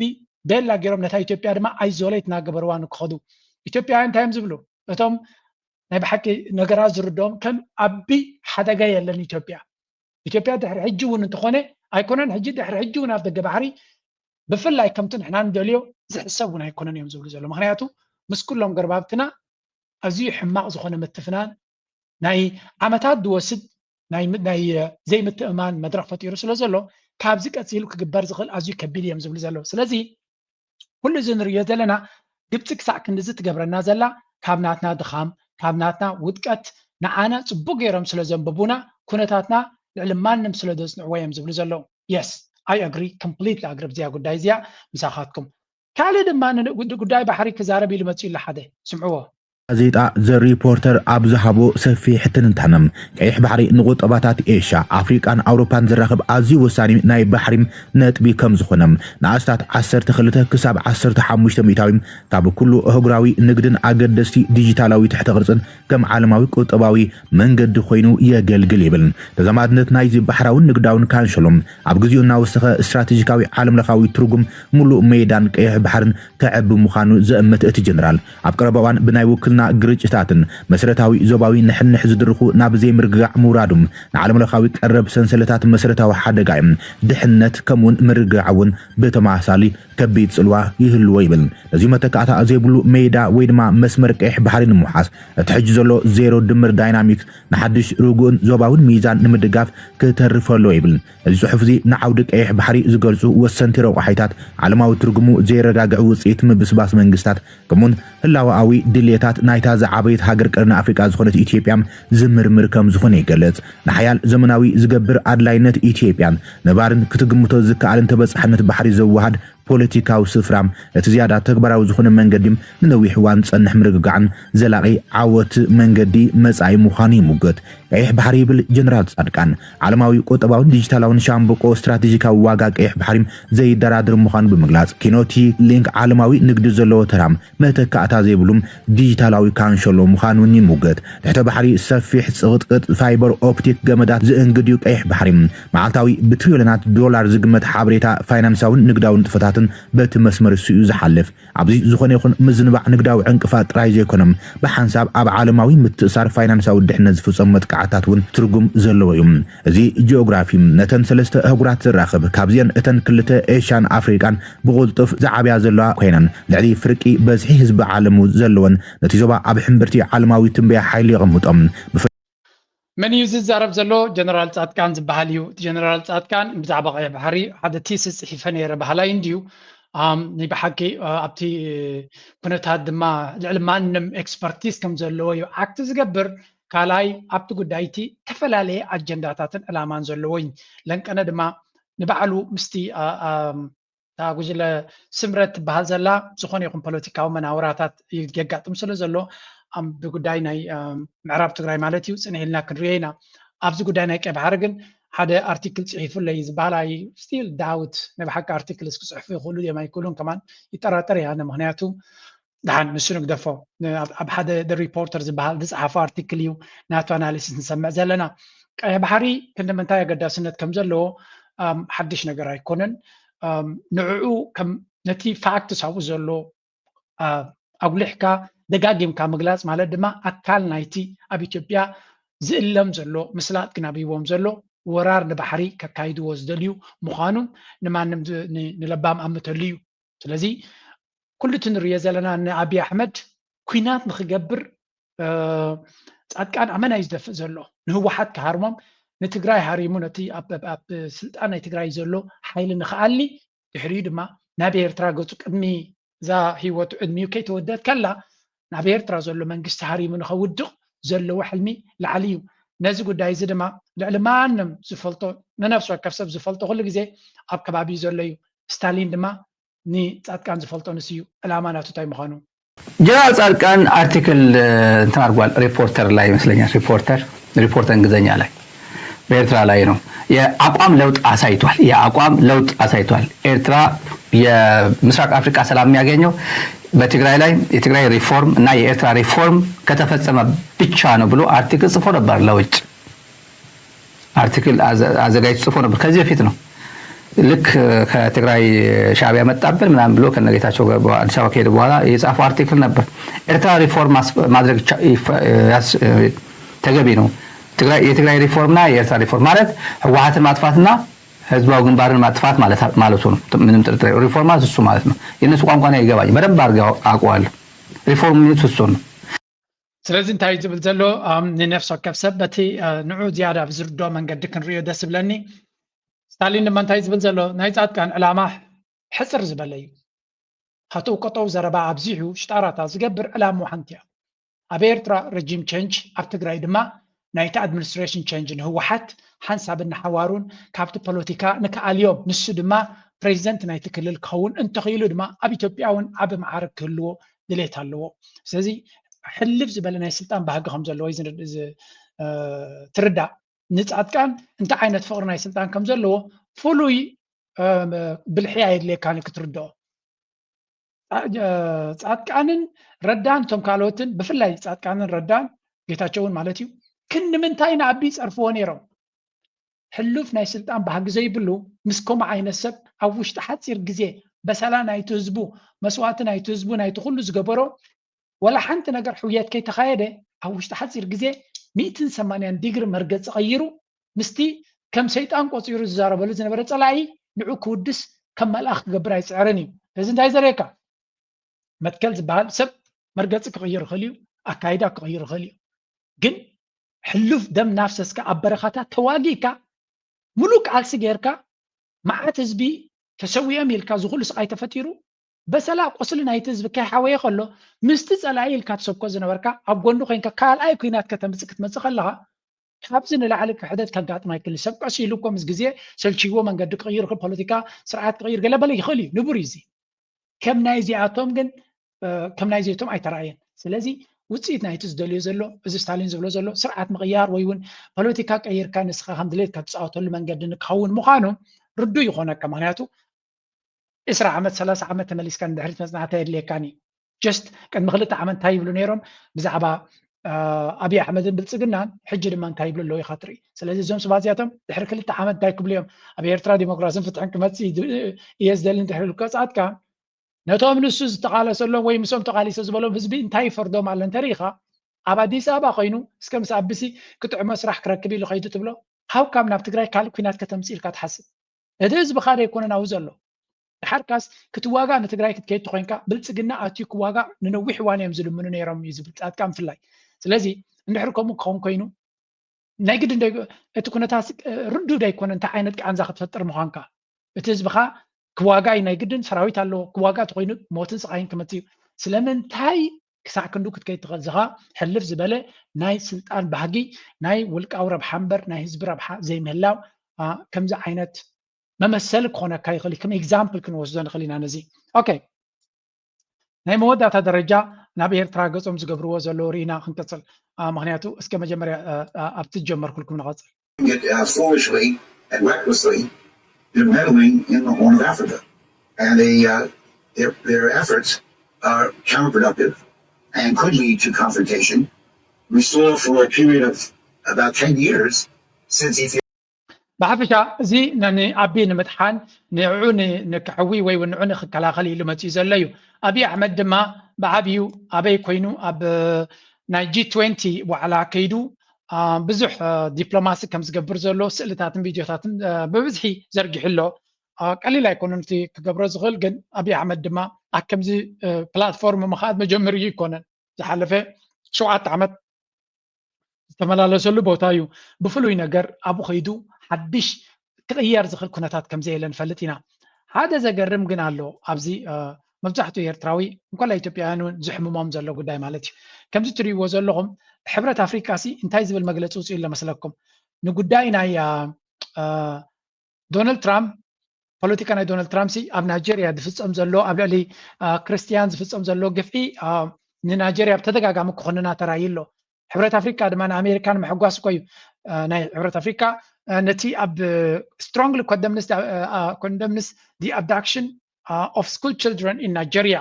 ስለዚ ከም ትሪእዎ ዘለኹም ሓድሽ መግለፂ ውፅኡ ምስ ኣሜሪካ ተሰማሚዕና ነቲ ናይ ተምሃሮ ቆልዑ ተምሃሮ ኣብ ናይጀርያ ዝቕተላ ዘለዋ ብብርቱዕ ቃላት ንኹንኖ እናበለ እዩ ዝዛረብ ዘሎ ኤርትራዊ ኤልያስ ኣማርኸ እንታይ ኢልዎ ካብ ውርደት ዘይወፅእ ትካል ኢልዎ ኣምሓራ ብድሮናትን ብገለን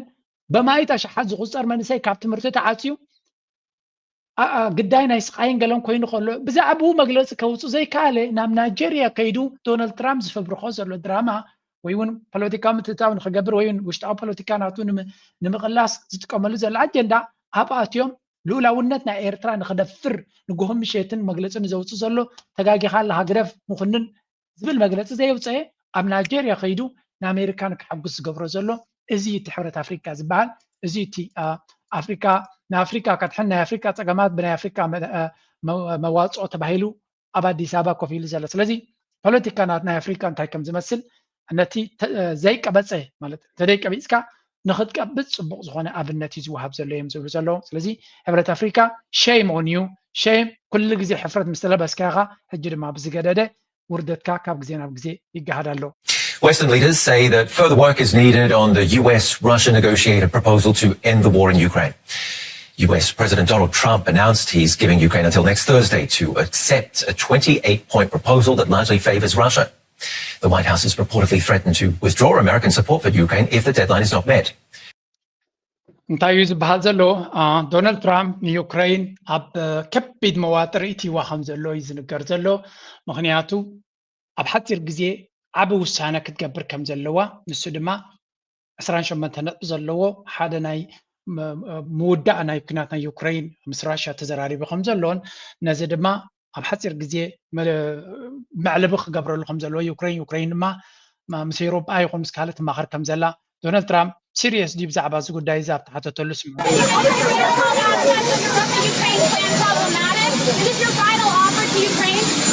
No, I'd like to get the peace. It should have happened a long time ago. The Ukraine war with Russia should have never happened. If I were president, it never would have happened. We're trying to get it ended. One way or the other, we have to get it ended. So ከም ትሪእዎ ዘለኹም ዶናልድ ትራምፕ ኩናት ክውዳእ ክኽእል ኣለዎ እዚ ኩናት እዚ ጆ ባይደን ያበጊስዎ ናይ ግድን ክውዳእ ክኽእል ኣለዎ ናይ መወዳእታ ዲዩቲ ኣውፂኻ ዘለካ ፕላን ክቕየር ዘይክእል ድዩ ንዝብል ድማ ንፁር ዝኾነ መልሲ ይህብ የለን ብሓፈሻ ከም ንሪኦ ዘለና ዶናልድ ትራምፕ ነዚ ኩናት እዚ ንክውድኦ ምስ ራሽያ ብዙሕ ዝርርብ የካይድ ከም ዘሎ እዚ ዝርርብ እዚ ድማ ዋላ እኳ ካብቲ ሪፓብሊካን ቤዝ ናቱ እውን ተቃውሞ ኣጋጢምዎ ኣሎ ምክንያቱ ዩክራይን ዓባይ ክሳራ ከጋጥማ ዝኽእል ምዃና እዩ ዝንገር ዘሎ ሓደ ካብቲ ኣብ G20 ዋዕላ ኣሜሪካ ተሳተፍ ስለዘየላ ከም ሓደ ዓብይ ኣርእስቲ ዝዝረብ ዘሎ ነጥቢ ድማ ንሱ እዩ Consultations in Switzerland with the US and Germany, Britain and France. Señores y señoras, vamos a comentar, por favor. The news of the US-Russian peace plan is overshadowing the G20 Leaders Summit, which is getting underway in South Africa. The first G20 gathering in Africa was meant to discuss helping poor nations, but the US proposal on Ukraine blindsided EU leaders in attendance. They've been scrambling to respond and hold emergency talks on the sidelines of the summit. كم نريد زلنا G20 ዝበሃል ዋዕላ ኣብ ደቡብ ኣፍሪካ ኣብ ዝካየደሉ ዘሎ ብዘይ ኣሜሪካ እቲ ኩነታት ትርጉም ከም ዘይብሉ ዘርኢ ኩነታት ይፍጠር ኣሎ እንትኻታዩ ደይ መደይ ኢሎም እዮም ነቲ ወላ እቲ ዶናልድ ትራምፕ ዝገብሮ ዘሎ ድራማ እውን who still found a way to bring about a storm. I would like to get the peace. It should have happened a long time ago. The Ukraine war with Russia should have never happened. እንታይ እዩ ዘርኢ ማለት እዩ እዚኦም ኣብ ሳውት ኣፍሪካ ይራኸቡ ኣለዉ of course ፑቲን ኣይተሳተፈን ኣሎ ዶናልድ ትራምፕ ኣይተሳተፈን ኣሎ ፑቲን ኣይተሳተፈን ኣሎ ፕሬዚደንት ሺ እውን ኣይተሳተፈን ኣሎ ስለዚ እቶም ሰለስተ ኣገደስቲ መራሕቲ እንተደይ ተሳቲፎም እቲ G20 ዝበሃል ዘለዎ ሓይሊ ድሩት እዩ ስለዚ ዓቢ ውሳነ ክግበር ኣይክእልኒ ግን ኔትወርኪንግ ኢቨንት ስለዝኾነ መራሕቲ ክጥቀምሉ ክልዮም ምስካል ኦን ደ ሳይድ ዲልስ ንምግባር ክጥቀሙ ይኽእሉ ሰለስቲኦም ዓበይቲ ሃገራት ብመራሕቲ ደረጃ እንተዘይ ተሳቲፎም ግን ሓደ ዓቢ ውሳነ ካብኡ ክሓልፍ ከም ዘይክእል ርዱ እዩ ሕጂ እንታይ ዝበሃል ዘሎ እዚኣቶም ኣብዚ ዋዕላ ከሎ ብፍላይ ኤውሮጳ ማለት እዩ ኤውሮጳ ምሎም እዮም ዘለዋ ግን ትርጉም የብሉን ኤውሮጳ ብዘይ ናይ ኣሜሪካ ንሳቶም ዶናልድ ትራምፕ እንታይ ይገብር ኣሎ ኢሎም ቴሌፎኖም ጥራዮም ክርእዩ ዝኽእሉ ኣብዚ ዋዕላ ዛትዮም ከሎ ሓደ ዓቢ ነገር ክፍፀም ከም ዘይክእል ፈልጡ እዮም ብዘይ ናይ ኣሜሪካ ኤውሮጳውያን ሓደ ዓቢ ነገር ክውስኑ ይክእሉን እዮም ምክንያቱ እቲ ዝብልዎ ኣሜሪካ ክትቅበሎ ክትክእል ኣሎ ኣሜሪካ ድማ ብሓደ ዓቢ ዲፕሎማት ኣይኮነትን ኣብ ተሳቲፋ ዘላ ኣድማ ጌራ ስለዘይ ተሳተፈት ኣብዚ ስለዚ እቲ G20 ሽማዊ ጥራይ ክኸውን ዝኽእል ዓበይቲ ነገራት ክብፅሓሉ ዝኽእል ኩነታት የለን ግን ስቲል ዲፍያንስ እቲ ዝግበር ዘሎ እንተሪእናዮ ኣሜሪካ ይሳተፍን እየ ስለዝበለት ስለዘይ ተረፈ እውን ፅቡቅ ነገር እዩ ምክንያቱ ንመጀመርያ ኣፍሪካዊት ሃገር ትእንግዶ ዘለና G20 ስለዝኾነ ታውን ኣብቲ G20 ዘላ ኣፍሪካዊት ሃገር እውን ደቡብ ኣፍሪካ ስለዚ ንመጀመርያ G20 ኣብ ኣህጉር ኣፍሪካ እዩ ዝግበር ዘሎ እቲ ኮንፈረንስ ኣብኡ ድማ ኣሜሪካ ብመንገዲ ዶናልድ ትራምፕ ክትእድም ብምምራፃ ብዙሕ ኣዛራቢ ኮይኑ ኣሎ በዚ ኮይኑ በቲ እቲ ዝገብርዎ ዘለው ብዙሕ ነገር ኣይገበረን ከም ንሪኦ ዘለና ኣብይ ኣሕመድ ኣብኡ ብዙሕ ድራማታት ክገብር ተራእዩ ዘሎ ጉዳይ ናይ ዩክሬን ግን ቀዳማይ ገለ ካብቲ ናይ ብፍላይ ንመራሕቲ ኤውሮጳ ቢዚ ገይሩ ዘሎ ኩነታት ምዃኑ ዝንገር ዘሎ ራሻ ከም ዛዕባ እቲ ጉዳይ እንታይ ትብል ኣላ እንድሕር ኢልና ቅድሚኡ ግን እስከ እንታይ እቲ ትርጉም እዚ እቲ ናይ ዶናልድ ትራምፕ ቤዝ ብኸመይ ትርጉም ኣሎ እስከ ንስማ That's a Thanksgiving Day deadline for Ukraine to take his offer for a peace deal that asks very little of Russia. Zelensky says it forces him to choose between dignity or U.S. allyship. Former Secretary of State Mike Pompeo joins us now. War. First of all, what do you think is going to happen? And if Zelensky doesn't accept this, what happens then? To be with you. Look, I think this is a big moment. We're coming up on almost 4 years after the turn of this year. And we all want peace. We want Vladimir Putin to stop his aggression, stop stealing Ukrainian children, taking them back to Russia, killing innocent civilians. That's all something we... ከም ትሪእዎ ዘለኹም እቲ ፀዋዕ ኩናት ዝኾነ ፖለቲካዊ እሊት ናይ ኣሜሪካ እዚ ዶናልድ ትራምፕ ዝገብሮ ዘሎ መንገዲ ከም ዘይወሓጠሎም ዘሎ ዝትሪእዎ ዘለኹም ማይክ ፖምፔዮ ዝበሃል ዶናልድ ትራምፕ ፕሬዚደንት ኣብ ዝነበረሉ ካብ 2016 ክሳብ 20 ሚኒስትሪ ጉዳያት ወፃኢ ናቱ ዝነበረ እዩ ስለዚ ገለ ካብቶም ምስ ዶናልድ ትራምፕ ዝምድኑ ክዕቅብ ዝኽኣለ ዝበሃል እዩ ግን ገለ ካብቶም ቀንዲ ናይ ኩናትን ፀዋዕቲ ኩናትን ከም ምዃኑ ኣብ ጉዳይ ናይ ዩክሬን ድማ ከም ተራ ሰብ ጥራይ ዘይኮነስ ኣብቲ ኩናት ዝረብሕ ዘሎ ትካላት ምስአን ዝሰርሕ ስለዝኾነ እቲ ኩናት ክቕፅል ኣሜሪካ ድማ ንዩክሬን ክትዕጥቃ ኣሎ ሓያል ክትገብራ ኣለዎ ሰራዊታ ክሕይል ክኽእል ኣሎ ብኻልእ ዘረርባ እቲ ኩናት ክኽእል ኣሎ ንዝብል ናራቲቭ ዝደፊ እዩ ስለዚ ብዙሓት ካብቲ ኮር ናይ ሪፐብሊካን ቤዝ እውን እንትኾነ ነዚ ናይ ሰላም ተበግሶ ብዶናልድ ትራምፕ ዝግበር ዘሎ ተቃውሞ ከም ዘለዎም እዮም ዝዛረቡ ዘሎ ምክንያቱ ንዓታቶም ብውልቆም እውን ዘርብሖም ኮይኑ ይስምዖም ስለዘየለ ስለዚ ኩሉ እዚ ንሪኦ ዘለና ኩነታት ሕልኽልኽ ዝበለ ኩነታት እዩ ኣሜሪካ ግን ናይ ኤውሮጳ ከተዘናግዕ ወይ እውን ኤውሮጳ ከተሐጉስ ኢላ ካብቲ ንሳቶም ዝደልይዎ ዘለዎ ረብሓታት ሓንቲ ሰንቲሜትር እውን ንድሕሪት ክተርፉ ዝኽእሉ ይኮኑን ኢንፋክት ንኤውሮጳ ኣብ ግምት እትዮም እውን ኤውሮጳ እንታይ ይስምዖም ኢሎም ግምት ዝወስዱ መርሕነት ኣይኮነን ዘሎ ኣብ ኣሜሪካ ኣብዚ እዋን እዚ ናይ ኤውሮጳ ባዕሎም ይፈልጡ ዝብል ዓይነት መርሕነት እዩ ዘሎ ውፅኢት ናቱ ድማ ራሻ እንታይ ትብል ተቐንዲ ኣገዳሲ ራሻ እንታይ ትብል ኣላ ንስማዕ He says that he is facing a difficult choice as President Trump puts pressure on the Ukrainian president to give up some territory and limit the size of their military as part of a 28-point peace plan with Russia. Senior foreign policy correspondent Jillian Turner reports from the State Department. Hi, Jillian. Hi, Martha. So Trump officials have slapped this Thanksgiving Day deadline on Ukrainian President Zelensky to sign the peace deal with Russia. Interestingly, Vladimir Putin just weighed in with his response to this news. He says he doesn't think it's happening. Take a listen. I believe it can be used. ብሓፈሻ ከም ትሪእዎ ዘለኹም ዶናልድ ትራምፕ ፈጢርዎ ዘሎ ፀቕጢ ብዙሓቶም ፖለቲካል ኤስታብሊሽመንት ንፑቲን ዘርብሕ እዮም ዝብሉ ዘለዉ ግን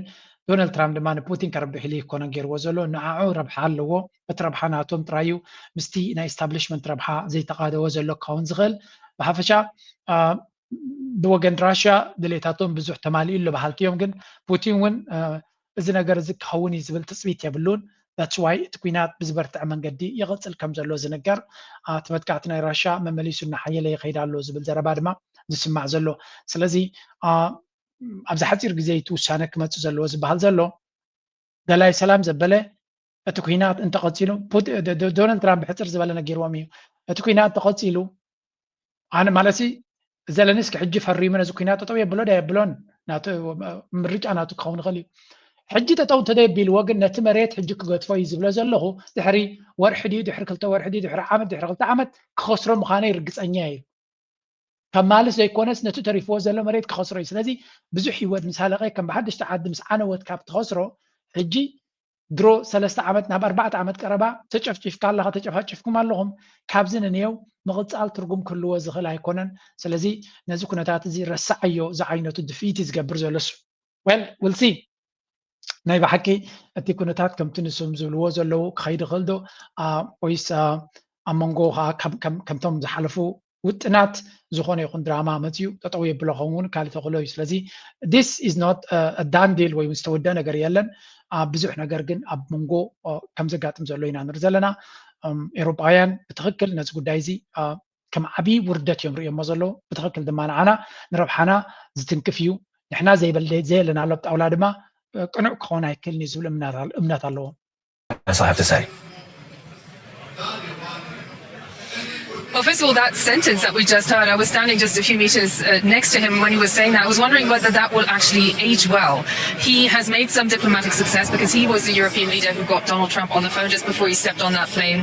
on Friday evening. And he did get Donald Trump to agree to actually negotiate these 28 points, which his Trump's advisor... ብሓፈሻ ኤውሮጳ ንዶናልድ ትራምፕ ክፀልውሉ ዝኽእሉ መንገዲ እንተሎ እዮም እዚ ካብቲ G20 ቀንዲ ፎከስ ናቶም ጉዳይ ዩክሬን ከም ዘሎ እዩ ዝረአ ዘሎ ናይ ዓለም ሽግራት ክፈትሑ ኢሎም ዝኸዱ ከምታ ኩሉ ግዜ ዝገብርዋ ጉዳይ ናይ ዩክሬን ጥራይ ተናዓተቶም ተገዲስ ኣብ ዝዋን እዚ ኣብኣ ድማ ሕልኽልኽ ይብሉ ከም ዘለዉ እዩ ዝንገር ዓለም ድማ ካብ ዓበይቲ መፍትሒታት ክመፅኣ ትፅበ ግን this is the thing ኣብዚ ንኤውሮጳ ቀዳምነት ናቶም ጉዳይ ናይ ዩክሬን እዩ and they are again and again ብሓደ ኮይኖም እታ ጉዳይ ሳዮም ዝገብሩ ዘለዉ ናብ ምንታይ ከብፅሕዎ እዮም ናይ ብሓቂ መዕለቢ ክገብሩላ ድማ ይገብሩላን ካልእ ርሲ ንግዜ ዝግደፍ ኮይኑ ካብኡ ወፃኢ ኣብ ኤውሮጳ ዘለካ ክሰምዖ ዘለካ ድማ Europe is training more troops as tensions with Russia rise. Some countries are turning to conscription, requiring citizens to complete a period of military service. During the World Wars, only men could be forced to go to the front line. Now, some nations are drafting women too. It's a big step to take because it's a way of saying this threat that we're facing is so important that everyone has to play their part, and everyone includes women. It's crazy. ከም ንሪኦ ዘለና ኤውሮጳ ኩሉ ነገራታ ናብ ኩናት ገፃ ጥራይ ስለ ዝኾነ መንፈሳ ሕጂ ድማ ምስቲ ህዝቢ ዘለዎ ኩነታት ናቶም ሪኦም ግዱድ ዕስክርና ክንጅምር ኣለና ጥራይ ዘይኮነሲ ኣብቲ ግዱድ ዕስክርና ደቂ ተባዕትዮ ጥራይ ዘይኮነስ ወላ ደቂ ኣንስትዮ ክኣትዋ ክኽእል ኣለወን ኣብ ዝብል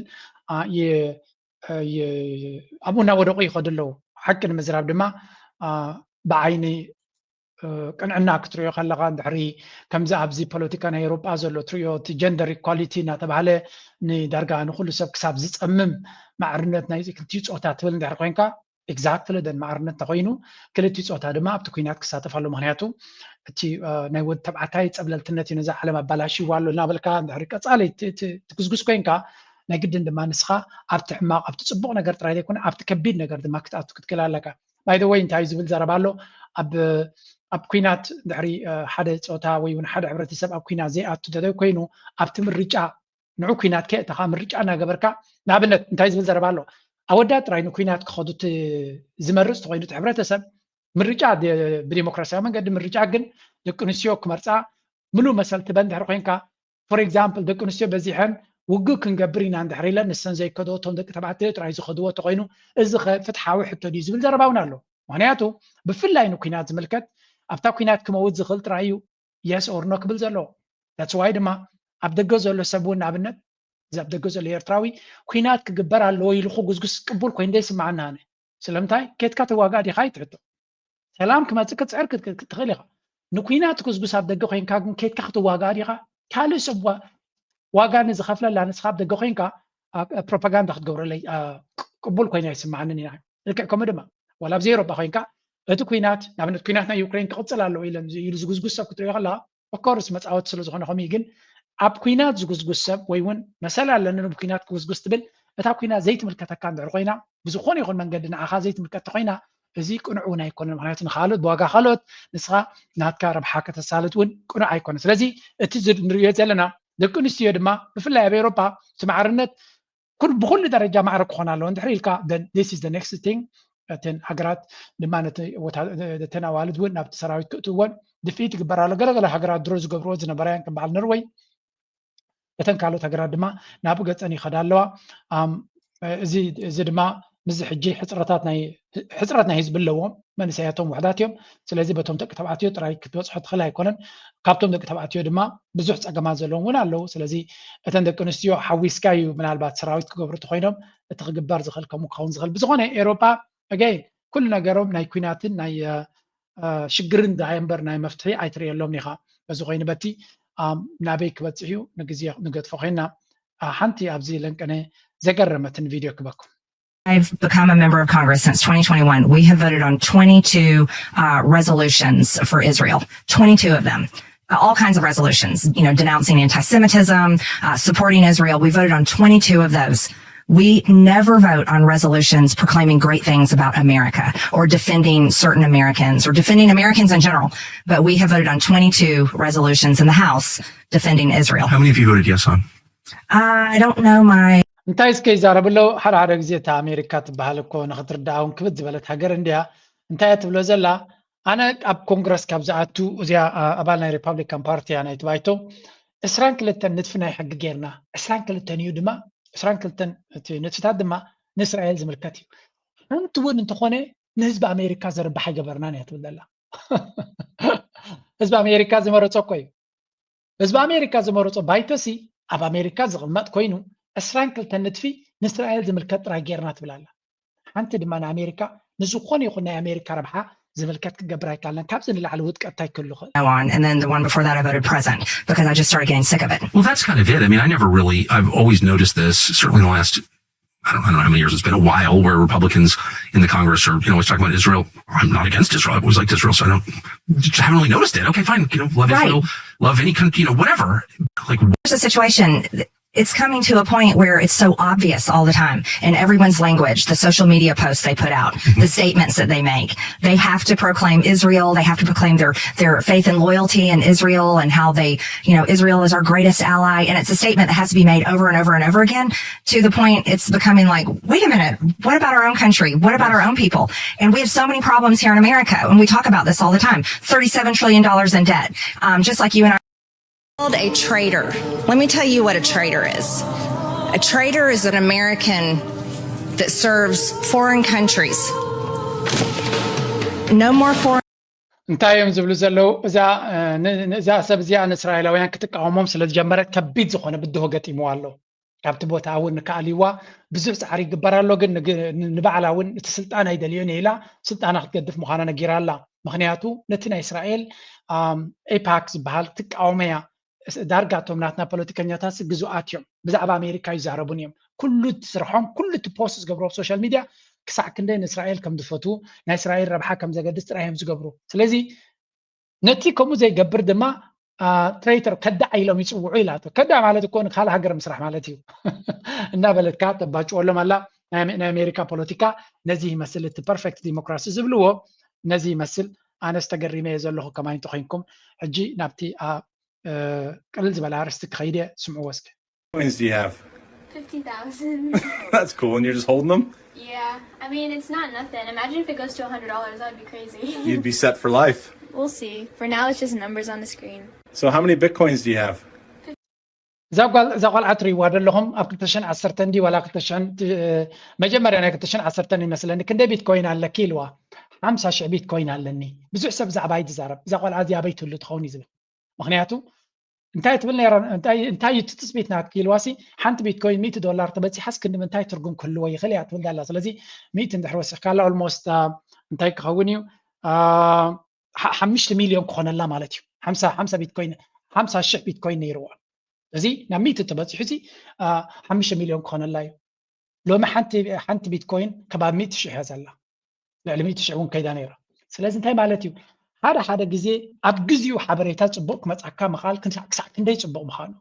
أكمز وانزا والعزيا أبا فلا تلزمر ويكبابيا سلزفلتو يوم أفريت أما زلوا sometimes نجارات حدش تبتك أخاك قاتم خلو صبوك عدل أبجزي أخاك قاتم كله تتغاملوا because opportunities عدلات كل جزء يكونوا زقاتمو أبجزي خان أبعد ميخان زقاتم عدل كتمزمز زي مخال تزعبيه أجمع نسي لحرمس حلفه أحنا بالكات نبرت لذي أبزق زي زانا بيروبانا يرجن سب كأمنا يكعلم ويون كما خرنا عنون كوز حيك على كنت حسب لو مدما أبكم خوينا لنا دحر عسرت عمد نزل حجد زارة بزرلهم بزو حسابات سلامتاي دي قبر كوك نبل خلينا نتكملوا هذا جزء جن أبزق كريبتو إنفستر قبر خلهم زقات ماكم نزي مثل تتونكو غزيات رايك بكم مخري رأي وبزن تايتري لهم زينات كختوسد جن تليفون دويلهم زارة بخم زقبرهم زيو جنزب كم زلوا يريخا نسخة نتنا كا جنزب أبصبو كي جبركا كيت كحر جف كتبل نتتخيل نتجنزب زرعكا نتابتو غاي وسد قوم كام صورت كان كاغيد زيا مرة سيغاتني أستوعلو أبزيت فلت وتعاتون طلهم لك عزيا تقاطم اتنعخا كم زخت ركبت خيلي خايلو زنقرا كازلو ما فنتراي زدال والكازلو نتا ما فنتراناتو كميل كم تخيس لدفلت نتنا كوسدي ترايكا أفكار قول استرفكا زبط نجار يلين أسعاتني عيون كتصعقكم تخليها نغتصب. እንግዲህ ህዝባዊ ቢተኝነት ሲባል ህዝባዊ አመጽ አለም በመላው ዓለም የሚካሄዱትና እርምጃ ይወሰዳል። መቼም የተቆጣ ማህበረሰብ በመንግስት ንብረቶች ላይ መኪኖች ላይ እንዲህ አይነት እርምጃ በመውሰድ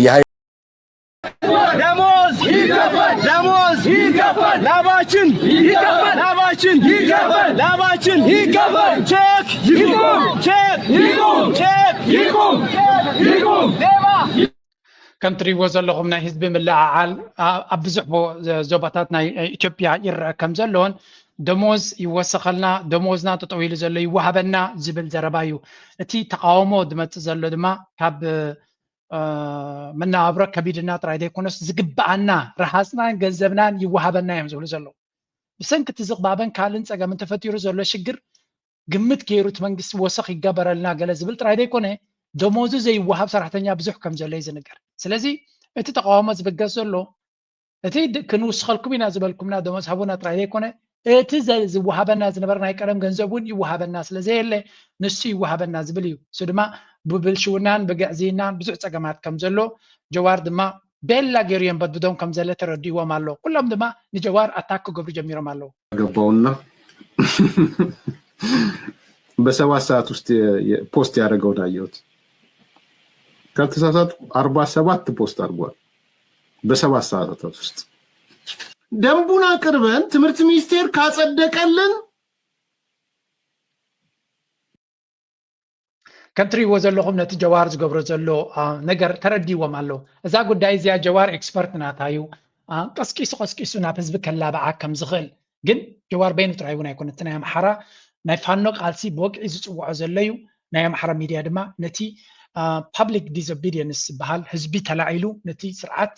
تقاومو نكسمع تزعبي نتي سرعات قيرو زخليو جوار ناي بزحات سبات كبستفل علي بوتا زبو صحفات فيديوتات سلتات يدوز سلازي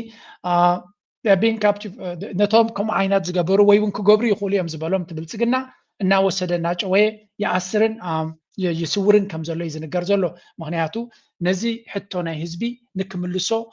ድሌት ከም ዘይብሉ ድልውነት ከም ዘይብሉ ይዝንገር ዘሎ ብርግጽ ከምኡ ዓይነት ባህሪ ከርኢ ከም ዝኽእል ንማንም ዝገርሞ ኣይኮነን ከምኡውን ኣብ ደቡብ ኣፍሪካ ንሱ ከምዚ ኣብ G20 ምስ ብዙሓት መራሕቲ ይራኸብ ኣለኹ ኣብ ዝብለሉ ዝነበረ ካልኦት ድማ ነቲ ኩነታት ናቱ የንብብዎ ስለ ዘለዉ ድሮ ሰላማዊ ሰልፊ ኣብ ደቡብ አፍሪካ ተኻይዱ of G20, respected members of the international community, moral intervention. While many are gathered to discuss of humanity, a genocide. ስለዚ ብዙሕ ብወገን ኣምሓራ ዝግበር ዘሎ ጆኖሳይድ ወይ እውን ህልቂት ዝብል ክሲ ብተደጋጋሚ ዝስማዕ ዘሎ ብብዙሕ መንገዲ ድማ ንዓቢ ጉዳይ እዚ ኩነታት ናይ ኣምሓራ ንቕድሚት ንክመጽእ ብዙሕ ፀቕጢ ይገብሩ ከም ዘለውን ብዙሕ ፃዕሪ ይግበር ከም ዘለውን ኣብይ ኣሕመድ ድማ ካብቲ ሃገር ኣብ ዝወፀላ ዘበለ ኩሉ ግዜ ዓብ ብድሆ ዝገጥሞ ዘሎ ሲዩ ናይ ብህልቂትን ብደምን ዝፍለጥ መራሒ ስለ ዝኾነ ድማ ኣብ ዝኸደ ዘጋጥሞ ነገር እንተሎ ተመሳሳሊ ነገር እዩ ኣብ ብዙሕ መድረኻት እውን እንትኾነ እዚ ኣብ ዝገብሮ ዘሎ ክስታት ብብዝሒ እዩ ዝረአ ዘሎ ምናልባት ክሳብ ሕጂ ጽቡቕ ዝኾነ ውፅኢት ክረኽቡ ይከኣሉን ክትብል ትኽእል ኢኻ ምክንያቱ እዚ ኣብዚ G20ታት ከምዚ ዓይነት ክዕድምዎ ከለዉ ዕድል ይፈጥሩሉን እዮም ዘለዉ ኣቡና ኸደ ናቱ ኣጀንዳታት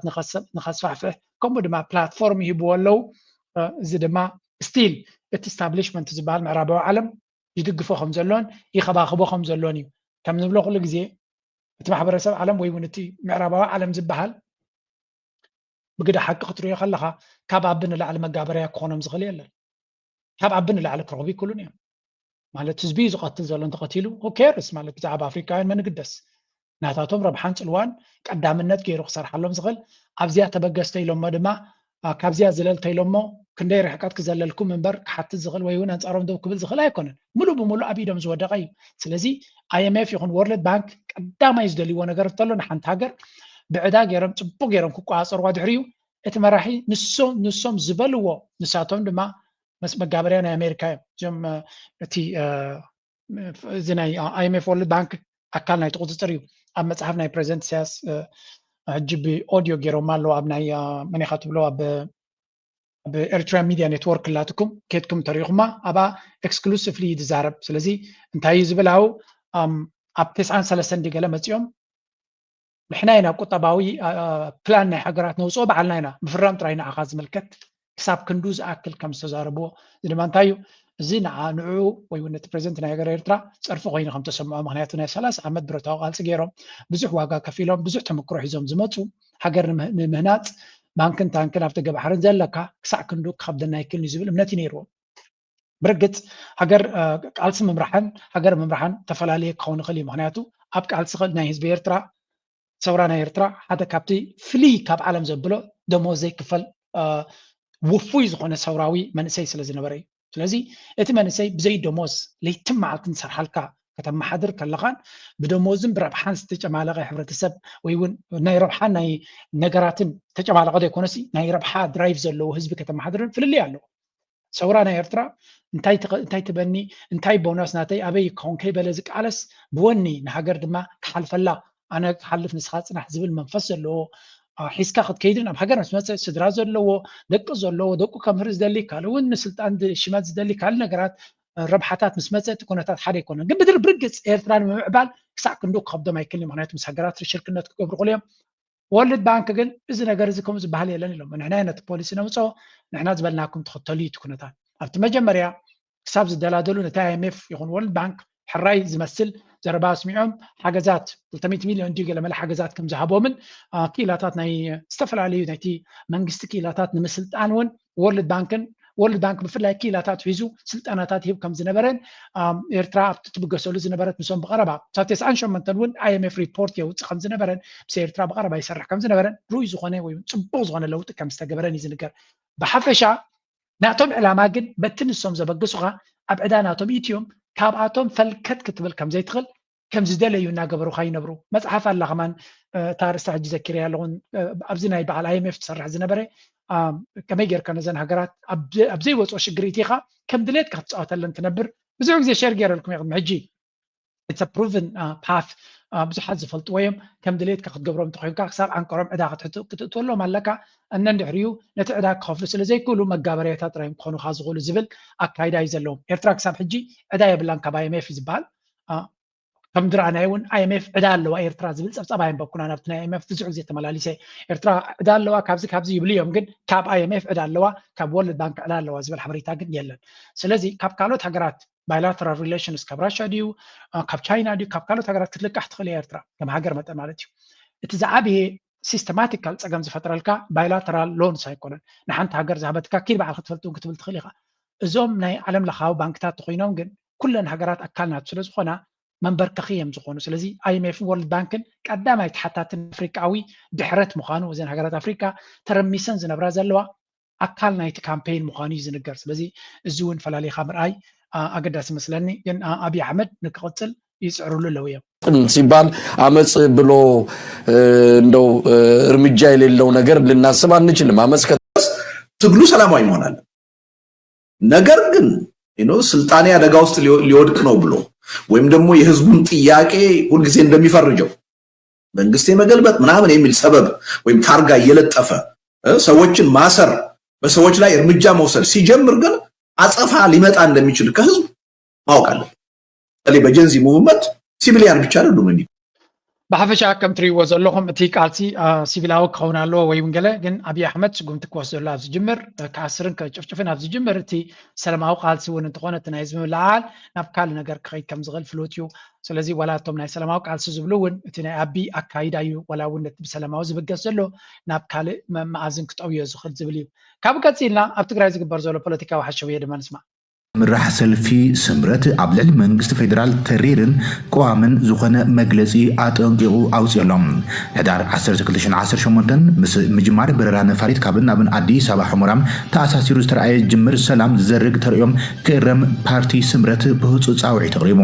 እቲ ፓርቲ ኣብ ዘውፅኦ ሓድሽ መግለጺ ብመሰረት ውዕሊ ፕሪቶሪያ ግዝኣታዊ ሓድነት ትግራይ ዝግበር ዋጋ ዕዳጋ ተቐባልነት የብሉን ክብል ብግልፂ ኣስሚሩሎም ስለዝኾነ ኣብ ትዕለት ዝነበረ ዘራጊ ሰላም ተሪኦ በዓል ቤት ውዕሊ ስምምዕነት ዝኾነ መንግስቲ ፌደራል ክርሞዩ ፓርቲ ስምረት ፃውዒት ተቕሪቡ ዘሎም ውድብ ዲሞክራሲያዊ ስምረት ትግራይ ስምረት ስምምዕነት ፕሪቶሪያ ብዘይ ምሽራፍ ንክፍፀም በብእዋኑ ብዝረኸብናይ ኣጋጣሚታት ኩሉ ጽኑዓት መርገፂታትና እናገለጽና መፂና ኢና ዝበለት መግለፂ ስምምዕነት ፕሪቶሪያ ተፈጢሩ ዝነበሩ ኩሎም ዓይነት ተጻቦታት ብመሰረት ሕገ መንግስቲ ክፍትሑ ዕድል ዝሃበ ታሪኻዊ ስምምዕነት ምዃኑ ደጊሞ ዘኻኺሮም ይኹን እምበር ይብል እቲ መግለፂ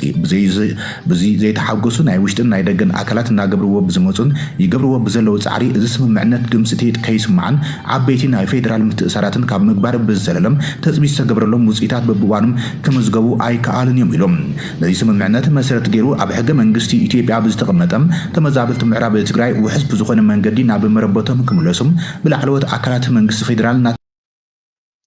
እዚ ከም ንሪኦ ዘለና ብወገን ኤርትራ ማዕከን ስነ من خلال Center for Research and Documentation ማዕከል ምርምርን ስነዳን ቅዱሳት ኤርትራውያን ከም ዝበልዎ ኣይበልናን ዶ ኣይበልናን ብዝብል ፖለቲካዊ ጨብረቕረቕ ፖለቲካዊ ብልፅግና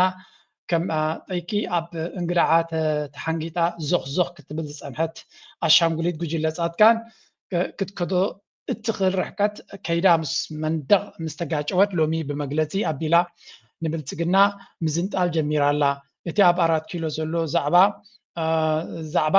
ጭፍራ ብልፅግና ነዛ ከዳዕ ጉጅለ ከም ኣሻንጉሊት ተፃዊቱ ብሓፈሻ እንታይ ዝበሃል ዘሎ እዚ ንሰምዖ ዘለና ናይ ስምረት ፓርቲ ዝበሃል ንብልፅግና ዝቃወም ሕይል ዝበለ መግለፂ ኣውፅኡ ሎ ዝበሃል ዘሎ እቲ ዝግበር ዝነበረ ፀወታ ምናልባት ኣብዚኣ ብብዙሓት ሰባት ትዝረብ ዘላ ግን ኤክስፕሊሲትሊ ዘይተገለፀ ዘላ ኣብዚ ሓለፈ እውን ነጊርናኩም ነርና ጌታቸው ረዳ ምስ አልጀዚራ ኢንተርቪው አካሂዱ ነይሩ ምስ ሐሰን ማህዲ ዝበሃል ማለት እዩ ኣብ ሎንዶን የተካሂዱ እዚ ኢንተርቪው እዚ ወይ እውን እዚ ኣብ ኦዲየንስ እውን ነይሩ ወይ ናብ ፓብሊክ ክወፅ ኣይተኻለን ናብ ደገ ክወፅ ኣይከኣለን እቲ ትሕዝቶ ናቱ ኣብ ድራር ፎር ኣፍሪካ ውሪድናልኩም ኣለና ከድኩም ስምዕዋ ቨሪ ኢምፖርታንት ኢንተርቪው ነይሩ ጌታቸው ረዳ ድማ ኣገደስቲ ምስጢራት ከም በዓል ኣቢ ጆኖሳይድ ከም ዝፈፀመ ኩናት ከም ዝደሊ ዘሎ ንህዝቢ ትግራይ ዘይሓሊ ንስልጣኑን ንገሩን ዝጎይ ምዃኑ ናይ ብሓቂ ዝገልጽ ካብቲ ውሽጢ ዝወፅ ሓበሬታ ዘውፅዎ እዩ ዘሎ እቲ ኢንተርቪው ግን ንኸይቃላሕ መንግስቲ ኢትዮጵያ ዓፂቦ ከም ዘሎ እዩ ዝንገር ምክንያቱ بالجزيرة نتحبريتا كتوصي زقبا من البت حدا سومني كنت سومنت تصبي كوصي زقبا جن كساب حجي تحبيهم مهلاو أغلالا نخيوص وانت غيرو خمزلو يزنقر زلو من البت كابوس تبقسي نعبي سلاد متعديو جيتاچو ردا ناي معراب تግራይ مجمريا تردي وحجي أو ناي معراب تግራይ كالن كزارب زفتن زلو it's a very interesting time جن نريو زلنا تكونتات ناي إثيوبيا ناي تግራይ كاب غزي ناب غزي إنا تغييره زخي زلو كونتات نريو زلنا حجي دما تي ناي معراب تግራይ أبو تي بلصقنا بصحته زلو صوتا كتطو كبلن نت كونتات كتكبر كم زلو زغلص حوس ترز بلا مغلص يدوص زلو جن ازين ازون انتخونه بوليتيكاوي مشكعون كون خلينا تزب تግራይ مليس كان ممققال مخنياتو تقلالنا بلصقنا انت تصقعم بعل اتقاني كازي ጌታቸው ረዳ ዘለዎም አበርክቶ ንዓቢ ትሑት ይከውን ዝኽእል ምክንያቱ ብዓቢዩ እቲ ዕላማ ዝነበረ ነቲ ህዝቢ ትግራይ ንመምቃል እዩ እቲ ኣብ ሓራ መሬት ዝኸደ ሰራዊት ከምቲ ዝደለ ውፅኢት ከምፃ ይከኣል ካብ ሓሊፍካ ድማ እቶም ፖለቲካ ኮይኖም ስምረድዮም ገለ ኮይኖም ኣብ ዘለዉ ጠቕላላ ምስ ህዝቢ ትግራይ ዝገራጮም መርገፂታት ናሓዙ እንድሕር ኮይዶም ብልፅግና እዮም ክቕየሩ ውሑዳት ሰባት ኣብ ብልፅግና ስለ ዝኣተውን ዓቢ ድማ ክጠቕሞ ይክእል ነቲ ትግራይ ንምምቃል እንተኮይኑ እቲ ኣጀንዳ it has to work ስለዚ ኩሉ ትንሪዮ ዘለና ዘገርም እዩ ግን ብወገን ትግራይ ድማ ነቲ ኩነታት ብዕቱብ ተታሒዙ ከም ዘሎን ፀላኢ ኣብ ምልላይ ድማ ፅቡቅ ዝኾነ ጉዕዞ ንርኢ ኣለና ንሰማዕ ኣለና ጸጥታ ኩነታት ከይህሉ ዝገብር ኩነታት እናተፈጠረ መፅኡ ከም ክልል ሓደ ዓብይ እቅድ ተታሒዙ ዘሎ እቲ ናይ ጥምር ኮሚቴ ስራሕቲ ምጥንኻር እዩ ስለዚ ከም ክልል ብዓብይኡ ኣብ ጠቕላላ ህዝብና ተስፋ ምቁራፅን ኣብ ጠቕላላ ስግኣትን ዝእተወ ኣብዚ ናይ ፀጥታዊ ሽግራት ዝምልከት እዩ እቶም ናይ ፀጥታዊ ሽግራት ብኸመይ መልክዕ ይግለፁ ብዝተፈላለየ መንገዲ ኣብ ትግራይ ይኹን ኣብቲ ዞባ ዝነበረ ሽግር እዩ ስለዚ ኣብቲ ግዜ ዝተፈጠሩ ዝተፈራረሱ ፀጥታዊ ስራሕቲ ንዝተቐናጀወ ናይ ፀጥታ ስራሕቲ ክብር ዝበለ ናይ ህልውና ህወሓት ኣብ ክብር ዝበለ ናይ ህልውና ሓደጋ እዩ ኣትዩ ክብር ዝበለ ፀገም እዩ ገጢሙና እቲ ፀገም ብሓንሳብ ዱብ ኢሉ ዝመፀ ነገር ኣይኮነን በብእዋኑ ንዝረኣዩ ፀገማት እንዳተቃለስና ናቃለልናዮ ናኣለልናዮ ስለዘይመፃና ተዋህሊሎም ተኣጂሉ ነቲ ውድብ ኣብ ኣፍ ደገ ምፍራስ ዳርጋ ክበፅሕ ዝተገበረሉ ዝተገደደሉ ኩነታት ይበፅሑ እዚ ሙሉእ ንሙሉእ ናይቲ መሪሕነት ፀገም ውድብ ህወሓት ኣብ ዝተፈላለዩ እዋናት ኣብ ታሪኹ በብምዕራፉ ተፈላለዩ ፀገማት የጓንፍዎ ኣይኮነን ኩሉ ግዜ ኣብ ቃልሲ ዘሎ ፖለቲካ ፓርቲ ከም ትሪእዎ ዘለኹም እቲ ህወሓት ዝበሃል ዳርጋ ከቢድ ፈተና ከም ዝሰገረን ከም ዝሰግር ዘሎን እዩ ዝንገር ምክንያቱ እቲ መጥቃዕቲ ብኣራት ኪሎ ብዓቢ ብብልፅግና ብካልኦት ኩሎም ሓይልታት ቀዳማይ ታርጌትድ ኮይኑ ዝህረም ዘሎ ንኤርትራ ክታርም ተደሊኻ ንዖም ንፋኖ ክታርም እንተደሊኻ ንዖም ሓዊስካ ምስ ኩሎም ዝህረም ዘሎ ኣካል ስለ ዝኾነ እቲ ህወሓት ዝበሃል ኣይ ቲንክ እቲ ምናልባት ናይ ኤግዚስተንሻል ፈተና ያጋጢሞ ነይሩ ዘሎን ስቲል ግን ደሓሸ እናኾነ ድመፅእ ዘሎ ምክንያቱ ክወጥቀሉ ዝኽእል ኩነታት ነይሩ እዩ ኣብዚ ሓንቲ ብርሃነ ወይ ነዚ ኩነታት እዚ ገሊፅዎ ነይሩ ኣብ ካልእ ግዜ ክንሪኦ ኢና ምናልባት ምሳ ተሓሒዝና ነዚያ ምናብኡ ምስጋርና እስከ ነብዚ ናይ ኤርትራ ገፅና ምናልባት እዚያ ከነተሓዛ በኋላ ምካድ ክንዲ ህወሓት ኣብ ትክክለኛ መስመር ኣብ ዝሕዚ ሰዓት ማለት እዩ ኣብ ትክክለኛ መስመር ዘሎ ፖለቲካዊ ውድብ የለ ይሕዚ هامي جور هاجر كخدي خل مالت مانيفستو زي غيرسي حزنا ونت أو بري مستا ناي أول سعيد وكا بدن بي أي جلس كيان تا أول سعيد سيب لك له ناي إرترا وكيليو وحز إرتراسي أول ما إنه أكل وعلى بريتوريا يكونتن أكلوا على بريتوريا سلزي كونت أو أوروميا درون تكوست أو تجراي درون تكوست أو بنشانغول درون تكوست أو إيرترا درون تكوست دلوا عين سجون تكوست دي خلي لحنا جينيو لعلة تجراي جيني يتنقلوا لعلة تجارس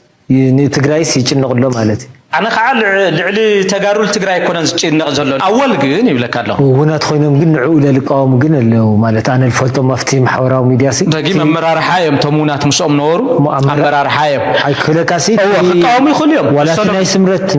الله كل على أبيل كل قوم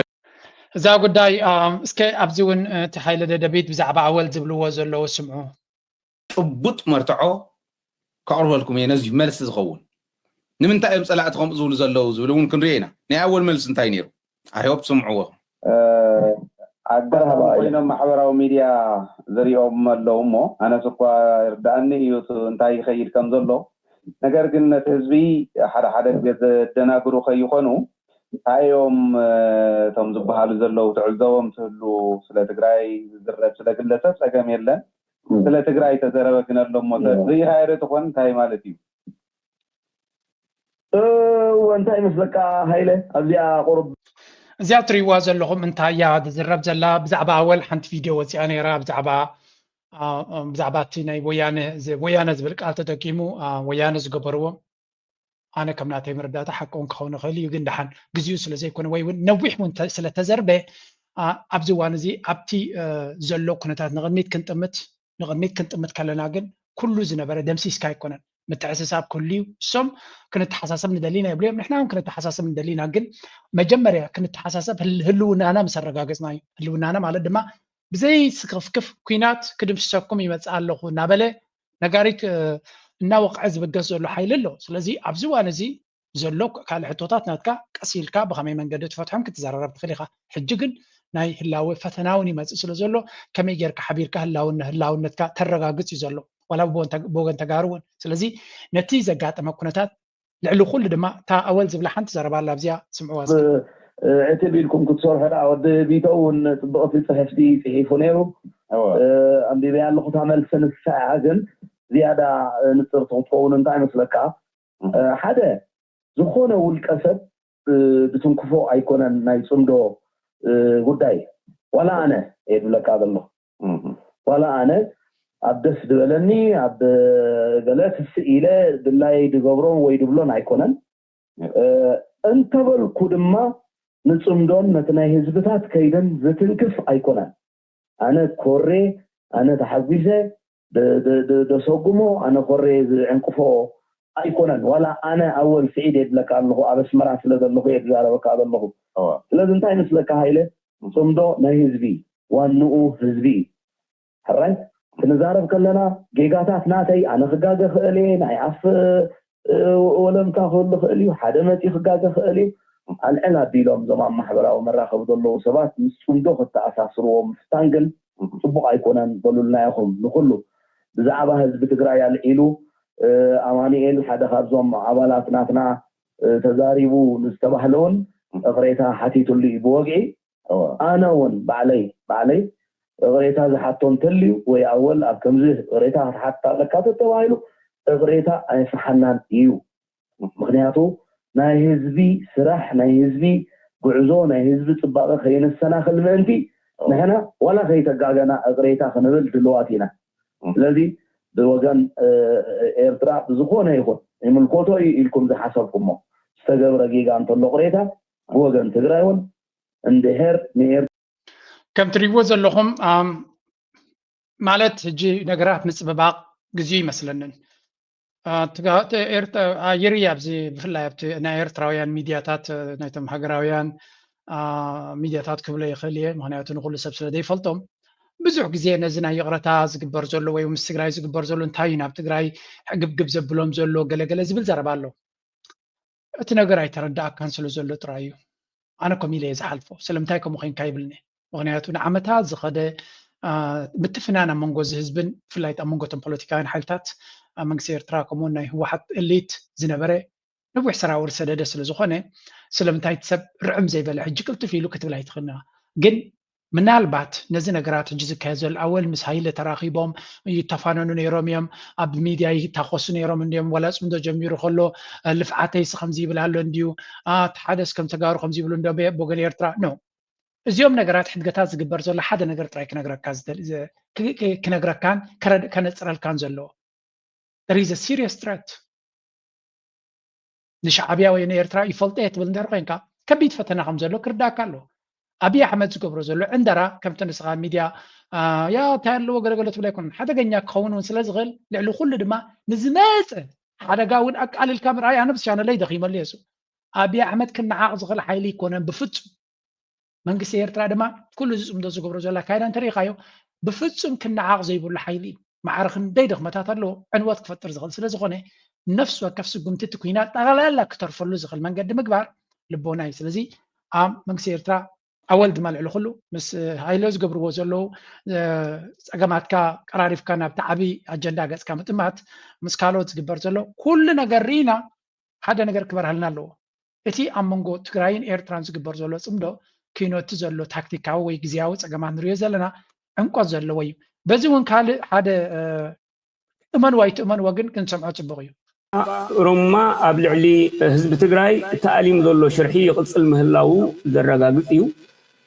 ስለዚ ነቲ ትሕዝቶ ከነቕርቦ ኢና ሎሚ ቅነ ኣብይ ኣሕመድ ኣማኻሪ ሃገራዊ ድሕነት ንዝበሃል ኣባዱላ ገመዳ ግርማ ብሩ ሽመልስ ኣብዲሳ ፊልድ ማርሻል ብርሃኑ ጁላ ኩማ ደመቅሳን እመላቱ ተሾመን ዝርከብዎም ሕመረት ጉጅለ ናይ ኦሮሞ ፀዊዑ ድሕሪ ምዝራቡ ሽርሕታት ኣብይ ኣሕመድን ጉጅለ ኦሮሞማን ኣብ ልዕሊ ትግራይ ይቕፅል ከም ዘሎ ዘረድእ ምስጢራዊ ሓበሬታ ኣሎ እቲ ኣኼባ ኣብ ትግራይ ዘሎ ቅልውላው ዘየሐጎሶም ዓበይቲ ዓዲ ናይ ኦሮሞ እዞም ኣባገዳታት ገለ ዝበሃሉ ብዘቕረብዎ ምሕፅንታ ዝተበገሰ እኳ እንተኾነ ውፅኢት ናይቲ ኣኼባ ግን ብኣንፃሩ ሽርሕታት ኣብይ ኣሕመድን ጉጅለ ኦሮሞማን ኣብ ልዕሊ ትግራይ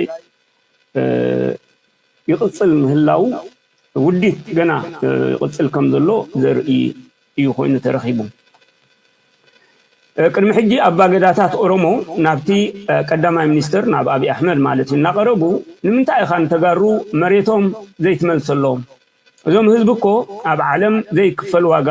መስዋእቲ ከፊሎም ኣብ ታሪክ ኦሮሞ ርኢናዮ ዘይንፈልጥ ስርዓተ መንግስቲ ክንጭብጥ ባዕልና ንባዕልና ክንመሓደር ሃፍትና ክንጥቀም መንእሰያትና ካብ ሃፍትና ክረብሑ ቅንዕ ኢልና ክንከይድን ብመንነትና ክንኮርዕን ገይሮሙና እዮም ሕጂ እቲ መንግስትስ የረክቡና እምበር ካብኡ ሓሊፎም እንታይ ዘይገበሩ ይተደልዩ ልኡላዊ መሬቶም ተመንጢሎም ፍቐዶ ዝተቐደደ ቴንዳታት ኣደዳ ሕማምን መከራን ትገብርዎም ኣለኹም እቲ ትኸድዎ ዘለኹም ኣካይዳ ዋቃ ብናቶም ቋንቋ ማለት እዩ ፋይሳ ኣዱኛ ዘኽፍል እዩ ከምቲ ዕዳ ክገድፈልና እዩ ማለት ሓጢኣት ክኾነና እዩ ዓይነት ስለዚ ኣካይዳኹም ዕርዩ ዝብሉ ካልኦት ሓሳባትን ኣቕሪቦም ዘትዮም ነይሮም እዮም ኣቐዲሞም ማለት እዩ ሕጂ ኣብዚ ቀረባ እዋን እውን ተመሳሰልቲ ሕቶታት ሒዞም ናብ ኣብይ ኣሕመድ ናብ ቀዳማይ ሚኒስተር ቀሪቦም ሓቲቶሞ እጅ ንሱ ከዓ በሉ ምስ ነባራት ኣመራርሓ ናይዚ ናትና ማለት ናታቶም ማለት ናይ ኦሮሞ ተዛቲና መልሲ ክንነግረኩም ኢና ኢሉ መቸም ኣማኒኤል ዝብላ ዘሎ እያ ዘዘረባ ንሓቅነታ ዳብል ቸክ ክትገብርዋ ትኽእሉ ኢኹም ካብ ዝተፈላለየ ምንጭታት ዝወፅእ ዝተፈላለየ ሓበሬታ ስለ ዘሎ እቲ ኩነታት ምናልባት እቲ ናብ ትግራይ ዝግበር ዘሎ ክልተ ሰለስተ ዓይነት ታክቲክስ ንሪኦ ዘለና ንትግራይ ስቲል ወይ ብፖለቲካ ሕንፍሽሽ ኣቢሉ ክቋፀር እንተዘየለ ድማ ብወታደራዊ ዓቕሚ ክቋፀሮ እዩ ዝደሊ ዘሎ ኣብይ ኣሕመድ እቲ ኣጀንዳ ኣይደቀሰን ኣሎ እቲ መስርሕ ድማ ይቕፅል ኣብዚኣ ሓንቲ ቪድዮ ደንቀነ ዝሰማዕኳ እስከ ስምዕዋ ነቲ ኩነታት እውን ከተብርሃልና ትኽእል እያ ናት ግዜ ኣብ ቻይና ክንምሃር ከለና ኩሉ ግዜ ዘይርስዖ ነገር ኣሎ ወታደራዊ ስትራቴጂ ከምዚ ይበሃል ሞ ኩሉ ግዜ ንፀላኢኻ ክትስዕሮም ምእንትስ ሰለስተ ንሓደ ክትገጥሞ ኣለካ ዝብል ተሕጊ ናታቶም መምሃር ማለት እዩ ምናልባት ምስ ናይ ጃፓን ተሞክሮኦም ምስ ናይ ህዝቦም ኣነፃፂሮም ኹን ኣነ ክመሃር ከለኹ ግን እንታይ መፀኒ ነይሩ ሓደ ንሰለስተ ክኸውን ኣለዎ ተሕጊ እምበር ሰለስተ ንሓደ ክኸውን ስለዚ ኣብ ክንዲ ሰለስተ ንሓደ ትገጥም ሓደ ንሰለስተ ክትገጥም ድሕር ኮይንካ ብሰለስተ ወይ ኣርባዕተ ክትራባሕ ኣለካ ማለት ህዝቢ ኤርትራ ከምኡ ገይሩ ተራቢዑ ሓደ እዋን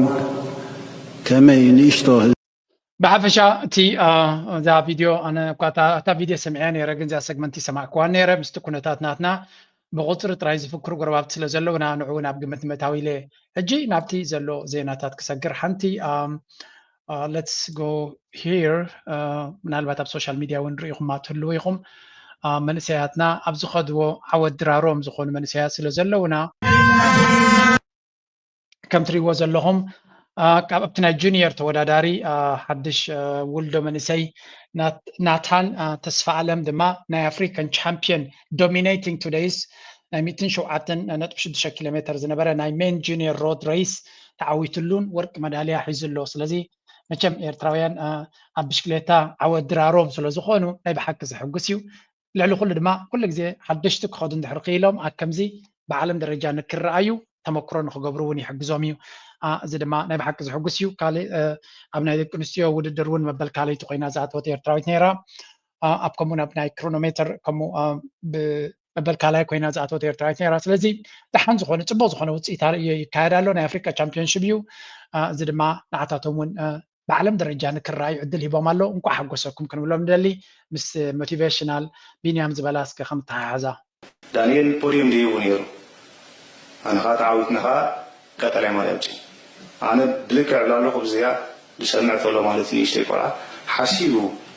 انا خاطر صباح نقول بشامريا هو سديلو كي عرف انترالو بوغاچاون كاب سلوفينيا نجي كابتن عبيد هاغات ايروبا يكون نجي كابتن زناشا كابتن ددغيا هاغات نجي which means كاب افريقيا انا يا كارير راح نيشتي هاغروتيناس دانيال نيرو انا نيرناتو بزحت مالتي مشي تواردت مغان حليفوس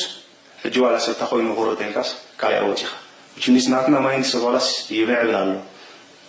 نابخم كما حلال فودل كل ነገር يقوني ግን ካብ ሕጂ አይጅምር في اكاديمي ምግባር ከም ዝበል ኮትናት ካብ መደባት ምናልባት ሰጠንት ለሆነ ንፋዓት ሰጠንት መሳትና ነውሩ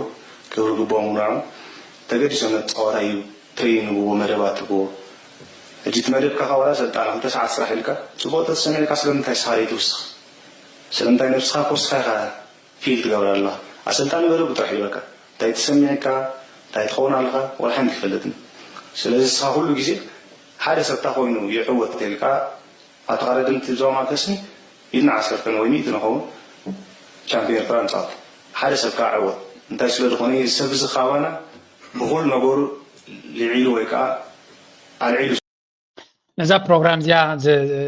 نزجبرو مزلنا مسجانا مودة يبلون أمينتهم ناشت من سيات زكسع كندي ترجم كل وقت كم زخلن كنا من تايت الواقع قد فلون كم زخلن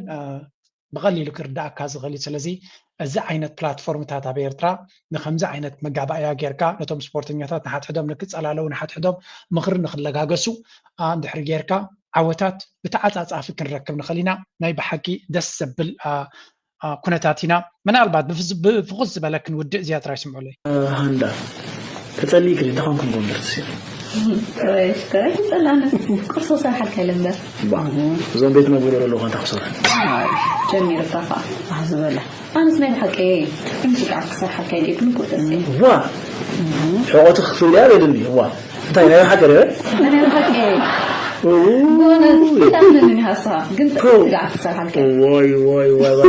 واي حمادي وعلت كل زحان لو علت كل زحان حمادي وعلت ليتي حمادي وعلت ليتي لازم أقول فأنا أقول لك نزار أين إيش تنقرأ تحقصه حمادي قلوا علت كل زحان له رجعهم سنة تقمتي واو عشان حضرك واو بتحريقك إذا فيلمي أرسل فلت كوانجن كم زيك وز تقرر تصب بزحي ما تأنلو حماد كل جزء بحماق يعتدك أسنيرة not always ترى أنا حماد ما كنا من تاي كتتصبق تدليا كتتصبق كم تخل تدليا ريكونس كتتصبق بقعات كم زلون نتوم من سياد دما من قدام متحاس ترى أنا ولديك ساكن لي ترى خمزلو حسيبه من ذا فيلم زجبر ونبحكي نزي هلو كنتات أجمعتنا نايز أجمعت أبدا جزر زلون ترى نايتهم ولد زي مهلاو كنا من تاي سلوا كم زلوا يزر داكا نبحكي نتمنى سي أبزوان زي كتسألوا تخل فيديو غينا رقيبيا كم زخمايز فتحهم ما نطلعهم دما نتوم كم زجبروا التبابع علي نالو ما عرست أبزخو ده لايك جبروا شير جبروا نعطاتهم دما تزلوا التبابعهم مزيح قد فكم thank you